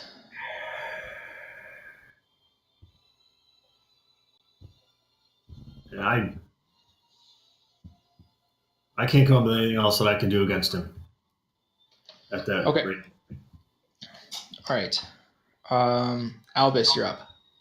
So let me pass this by you. Run this through. Mm-hmm. If I cast Dimension Door up to Uh-huh. where he's, could I snatch the crown, or at the very least tackle him, hold on to him, shocking grasp him while I'm up there, and see if I can bring him down? You can certainly try. Well, I'm going to try to snag that crown. In lieu of that, if that doesn't work, then I'll cast Shocking Grasp on him, and hopefully we'll plummet together, and you guys can put me back together when I fall. How would you like to be a mountain dwarf?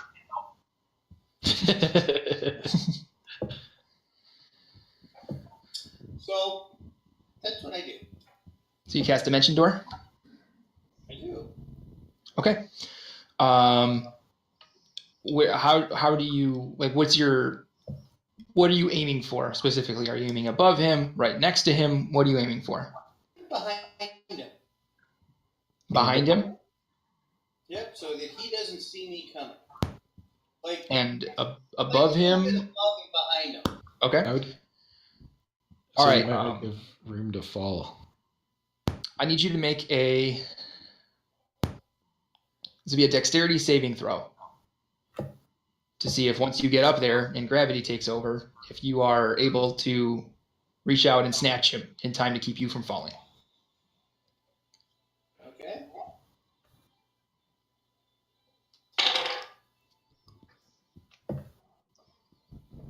Thir 14. 14. Okay. So now I need you to make a you're going to make a grapple check to try to grab onto him so you can try to wrestle the mask off of him. So that's going to be a strength check against his strength check. So, okay, the higher number wins. Yep. Jesus Christ. 11. 11. You are able to grab a hold of him. Ooh. So on your next turn, you'll be able to start trying to get the crown off of him. All right. All right. And they're just like stable there, even though he's got the extra weight. Yes. Cool. JD, you're up. Okay. I am going to eagle up. Okay. And fly as close to him as I can get. Okay. Albus, I'm going to move your token over to where Severin is. JD, if you would not mind doing the same. Okay. If you're going to go there next to him. Making my way. Somewhere over here. Making his way downtown.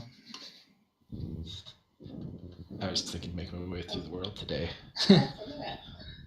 No, you're in the level 3 section of the map. Maybe. With Severin and JD. What's your fly speed as an eagle, JD? 80. 80. Okay. So I'm still a little below him. Yeah. And I already took my action to become an eagle, so I probably can't attack or anything. Correct. So I'm just floating there. Okay. And I Severin can't dash either, right? Because I took the action. Right. Okay. Let's see. Severin is up. He's going to, at the end of your turn, JD, use a legendary action.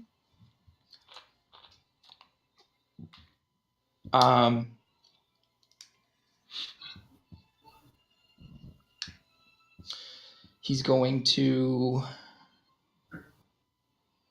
enwrap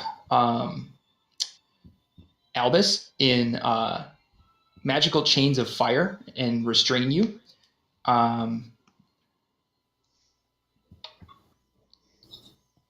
So, yes. So you are wrapped in magical chains, Albus. Don't I get a saving throw? Nope. All right, and then on Severin's turn, Your action or the masks thing? this is a legendary action for Severin. Okay, so I'm wrapped in these chains. What can I do? It's not your turn, so nothing right now.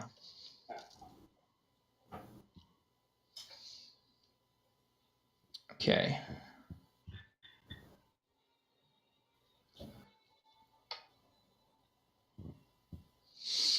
All right. He's going to make a burning touch attack against you, Albus. So this is a melee attack. That is an 11. Does that hit you? No. No. Okay. And then he's going to. JD, I need you to make a DC. I need you to make a dexterity saving throw as With the eagle. With the eagle, yes. As a scorching burst occurs right around you. Dexterity. And there's no it's just the dexterity modifier. There's no special thing. Right, unless it says in the stat block, but usually that's higher level monsters. Yeah, yep. 9. 9. Okay. You take.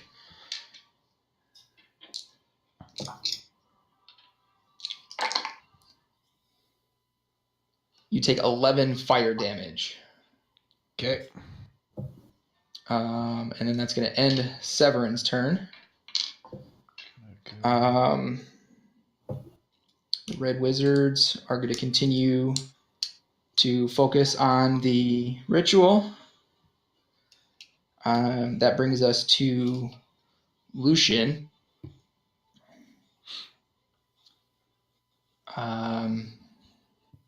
I really don't know.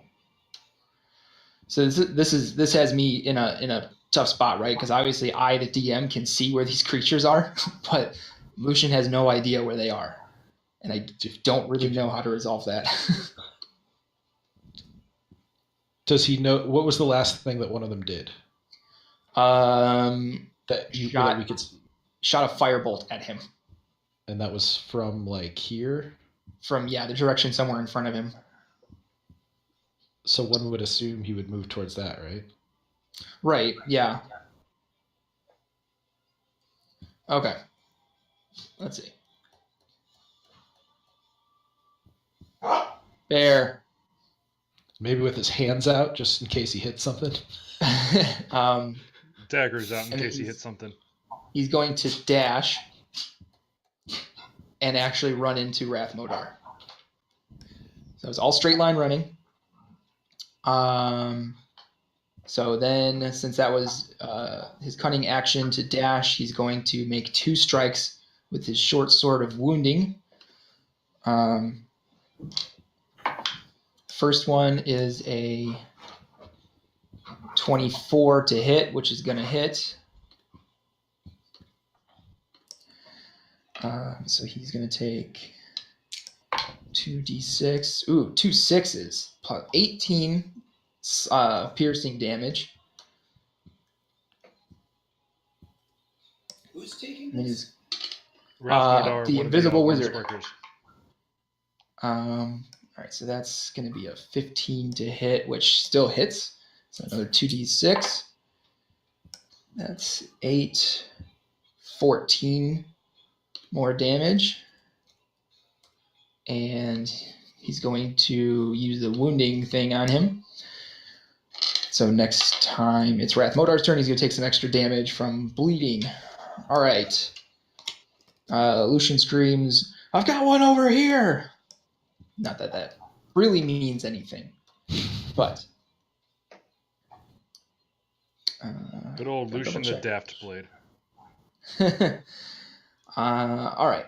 So Rathmodar is going to, at the start of his turn, take 1d4 necrotic damage. That's 3 more damage. No one knows it, including Lucian himself, but he did a lot of work on that guy. But then Rathmodar is going to cast...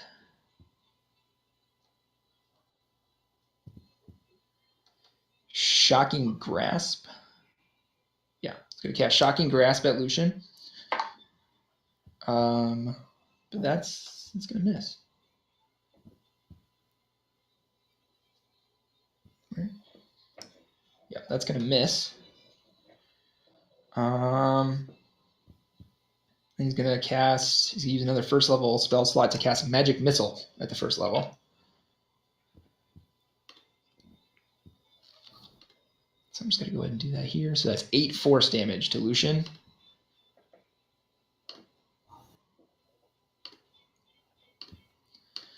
All right. That's going to do it for... He's going to move away, and that's going to do it for Rathmodar, which brings us to Thakjima, who is going to continue his bow barrage on Severin, who is no longer dodging. So he's going to shoot with a sharpshooter. Did he already do the sworn enemy thing? No, but I think Thak would save that for Tiamat. Okay. Because he can only do it once per 7 days. Oh, okay. Yep. So that's going to be 2 plus 11, which is going to miss, I think. What's his AC again? Not on my max. Yeah, first one misses. Second attack, natural 20. Ooh. So that's going to be Colossus Slayer. And also the damage from Sharpshooter. All right, so that's going to be 12, 14, 24, plus the actual damage is 6, so 30 damage. Was that 30 straight up, or was that 30 with the double? That was 30 with the double.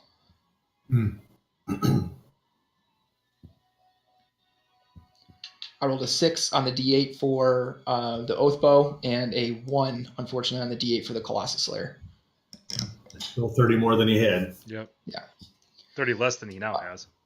Once had. And then English Cox, you're up. English is looking at Severin from far away, does he look shitty? Well, shittier than he normally looks, because I don't imagine he's a good-looking dude. He's looking beat up some. Well, since we've retroactively given me back my 7th level spell, you know what? Fuck it. Let's do it. I'm going to cast Guiding Bolt at the 7th level. Guiding Bolt at what? The 7th level? Yep. Holy crap. Okay. So Big bolt. yeah. So this better not be a natural one. I'm gonna be honest. I'm gonna shut my computer if I roll a natural one right now. It won't be. You're fine. Okay, that was a 9. That becomes a 19. 19 hits. Before I roll, I just need to take a moment to collect myself. Okay. All right, 10d6.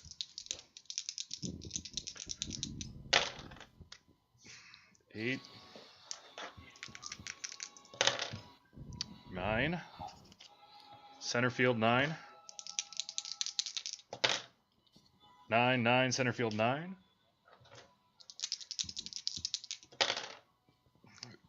8, easy 8.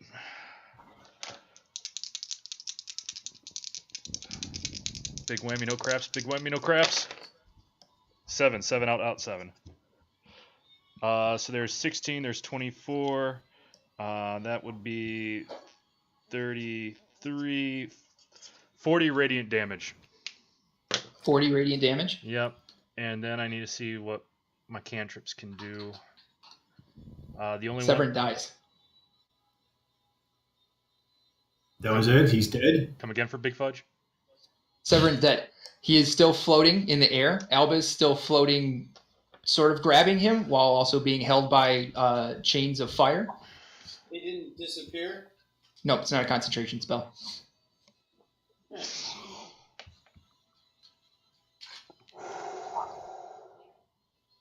Can I take the crown? It's not your turn. It's not your turn. All right, here's what I'll do. As Severin regains consciousness, I'm gonna prepare a chill touch to hit him and blast him the fuck back down. Okay. Darius, what are you doing with your turn? First off, I'm gonna forcibly close my mouth from Perry's awesome devastation of Severin. Oh my god. And seeing as they're the two of them are still there, that Perry and Thok are still there to handle anything that may happen, I'm going to head in Lucian's direction. Okay. I guess I'll just dash however many that's going to give me. I'll have to check this because I have no idea. This map is confusing as fuck for movement. So so 60 is 10 squares. So I would just use the arrow, click on your token, I already and did it. because the measuring is weird because the squares are measuring as 10 feet even though they're 5. So it's telling me it's that. And I'm still a fuck ton of miles away from... So that's 30. So go ahead and do another whatever measures as 60 on the map. That's not what the... I know. I'm telling you the ruler is weird on this map. It's measuring 5-foot squares as 10. That's what I'm saying now. Okay. There you go. Is there any evidence of where this Mazaracum guy is? There is some blood on the floor right here. All right. It's too far for me to do anything. But it's this over 2, right? Because of the 10 feet thing? Yeah, I guess so, yeah. All right, so that's 300. No, that's actually Like 90 80 feet? Yeah. It's within range of firebolt. All right, then I will try to cast Firebolt in about this general area, I guess. Okay. I will say that since you are shooting at where you see the blood stain on the floor, that it's not with disadvantage. Okay.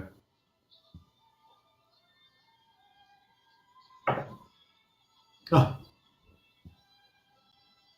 Well, I don't think a 2 is going to do me any good. Not even going to bother to add my modifiers for that.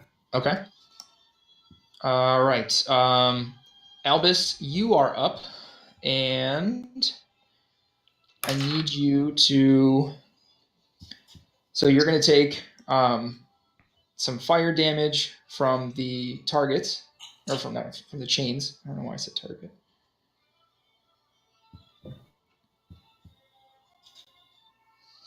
So you take 19 fire damage.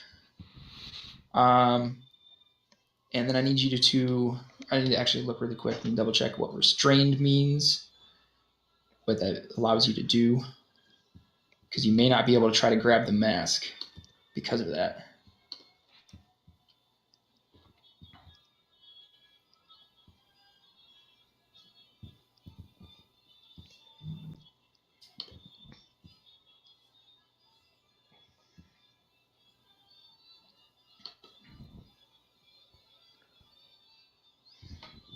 Okay, yes, you can. You can try to grab the mask, but it's going to be with a disadvantage to try to take it off because of the chains, unless you want to make a strength saving throw to try to break the chains and then try again on your next turn. Oh, yeah, I'll try that. We'll try to break the chains. Okay. Oh, my God. I did not. You did not? Okay. All right. That brings us then to JD. All right. I am going to fly up over to Severin's floating corpse and try to use my talons to grab the mask. Okay. Make a sleight of hand check. Sleight of claw check. Sleight. So it's going to be a dexterity check, basically. Oh, okay. I was like, sorry, I forgot your those things. eagle block doesn't have stuff. 13. 13. Okay. You pull the mask off of Severin, and his corpse and Albus start to plummet.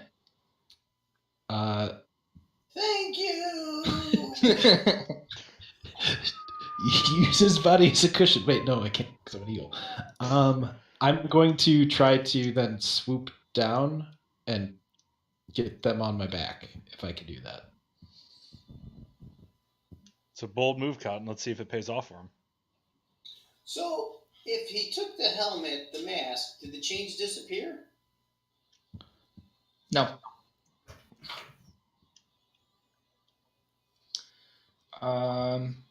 You're positive. Yep.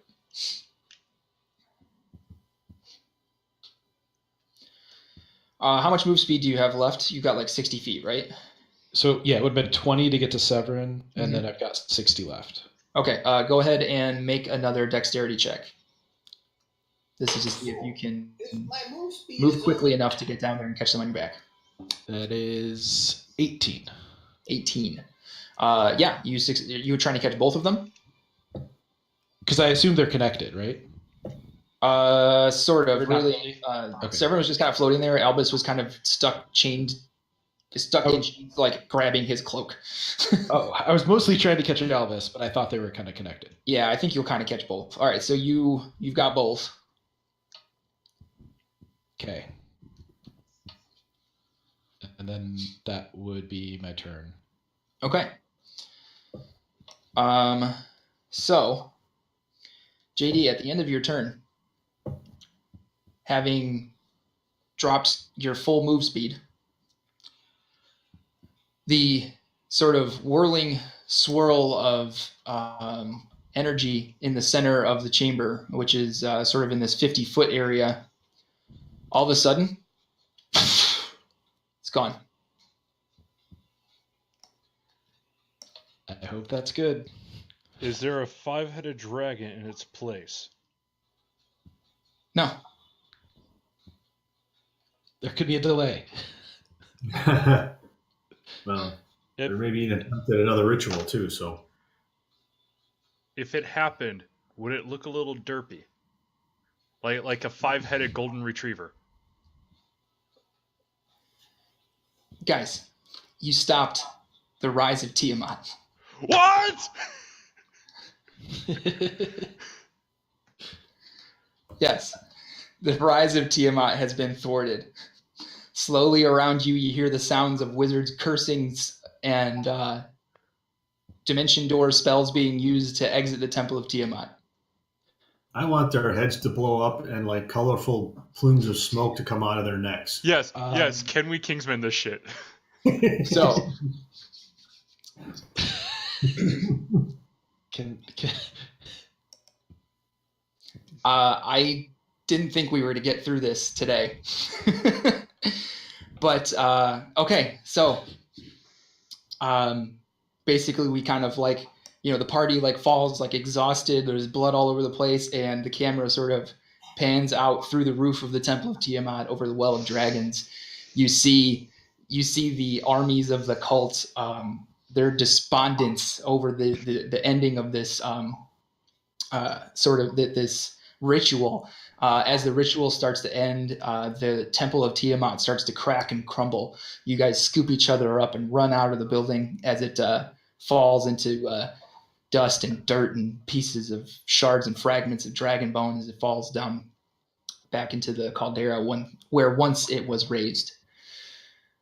Sorry, bud.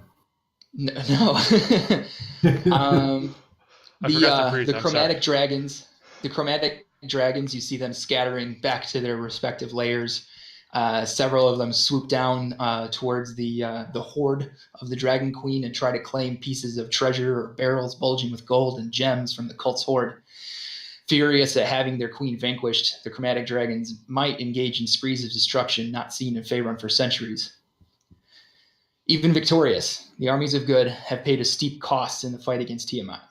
In addition to soldiers, leaders representing the ruling nobility of countless regions and houses will have fallen in the fight. The situation is not all bleak, however.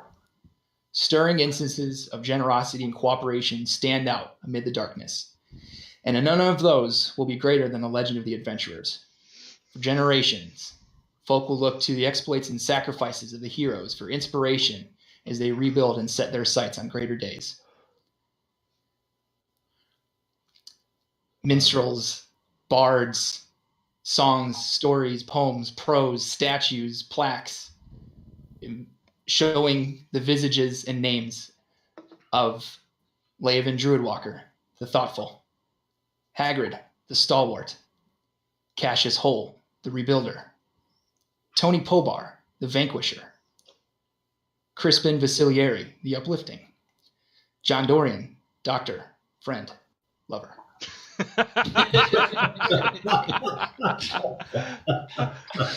Darius Greycastle, the Shatterer, Elvis Salazar, the Wise, Thokjima, the Intense, Perry Cox, Doctor, Bastion, Beacon. I elect him for MVP, by the way. So the victory having happened, you guys, I know, Perry, you seek to go back to your life at Sacred Waterdeep. JD, briefly, because I have just one last thing to get to before 7 o'clock when Jay needs to leave right away. Yes. What do you do? What do you do with the accolades, the attention, the victory? Oh man, I tried to deflect kind of to the group and everyone that contributed, and especially the team before us that was lost. Okay. And I mostly go back to my old life, and I spend like a year telling Turk the whole story. All right. Darius, what do you do? I'm not gonna lie. This feels pretty good. I'm gonna allow myself to revel in the gratitude and victory for about maybe 10 minutes, and then I'm gonna just hold it in my heart, near and dear as memory and an accomplishment. But overall, I'm gonna just maintain my attempts to maintain a level of equality throughout the rest of the Sword Coast as a member of the Harpers, finally. Okay. Albus, how about you? Well, the great cloud that was hanging over the world is lifted for now, but there's plenty of smaller clouds dimming people's lights here and there. So I'll go back to the Harpers to see where they need me next. Okay. All right. So I don't remember what I know. Thakjima wanted to go back home, but for Thakjima, home was destroyed, which is why he got tangled up with the Emerald Enclave to begin with. So without Mike being here, I can't really say what Thakjima does. However, I can say this: Leovan, Hagrid, Cassius, you awaken in a dimly lit room. As your first breaths are giant gasps gulping at the air, it stings and burns your throat and nose with a pungent sulfurous heat. As your eyes focus and the haziness fades, you notice the room you are in is red, the stone a reddish brown, the light source a flickering reddish glow. The next thing that hits you is the heat. It's unbearably hot and dry. The heat, the sulfur, the arid air. It creates an effect on your body so great that it feels like your mouth, throat, and lungs are going to desiccate, wither, and crumble. And then you notice him, a large demon standing over you. He notices you, noticing him, and speaks in a low, gravelly voice. Do you believe in Good. a thing called love? You're awake. Your work is not finished. And that's where we're going to leave off. Oh man. Are those the other guys that died? Yeah, a couple of the guys in the party decided that for the short mini campaign of what happens after the Rise of Tiamat, that they wanted to play as the characters that they wanted to play as their characters that died. NASA goes to hell. Yeah, but since I have a little bit of time, we skipped over me. I was just going to say before you told us where we were, when you told us to wake up, I was going to check if I'm not a dwarf. Yeah, Cassius, what did you do with your, or not Cassius, sorry, Harry. Yeah. I already read the thing. Yep. So when it came down to like all these statues that got built up of the two parties, Perry made it absolutely adamant that there's a misspelling to the first name, and that there were no facial features put on the statue. It looks kind of like one of the N1 basketball players from the late 90s, early 2000s clothing line. Went back to Sacred Waterdeep, and whenever somebody asks, like, "Hey, are you that Perry Cox?" Like, no, it's a different guy. And the entire time is sitting there watching over JD through his practice too, and just making sure that life gets to about as normal as it can get, being big damn heroes and all. Well, I didn't think we'd get there tonight, but we did. Congratulations, boys, on completing the Rise of Tiamat. Ooh. This episode was brought to you by the Chicago Blackhawks and us at NASA. The Chicago Blackhawks. They kill, lower predators, I think. I'm not sure. Ecology's a weird thing. And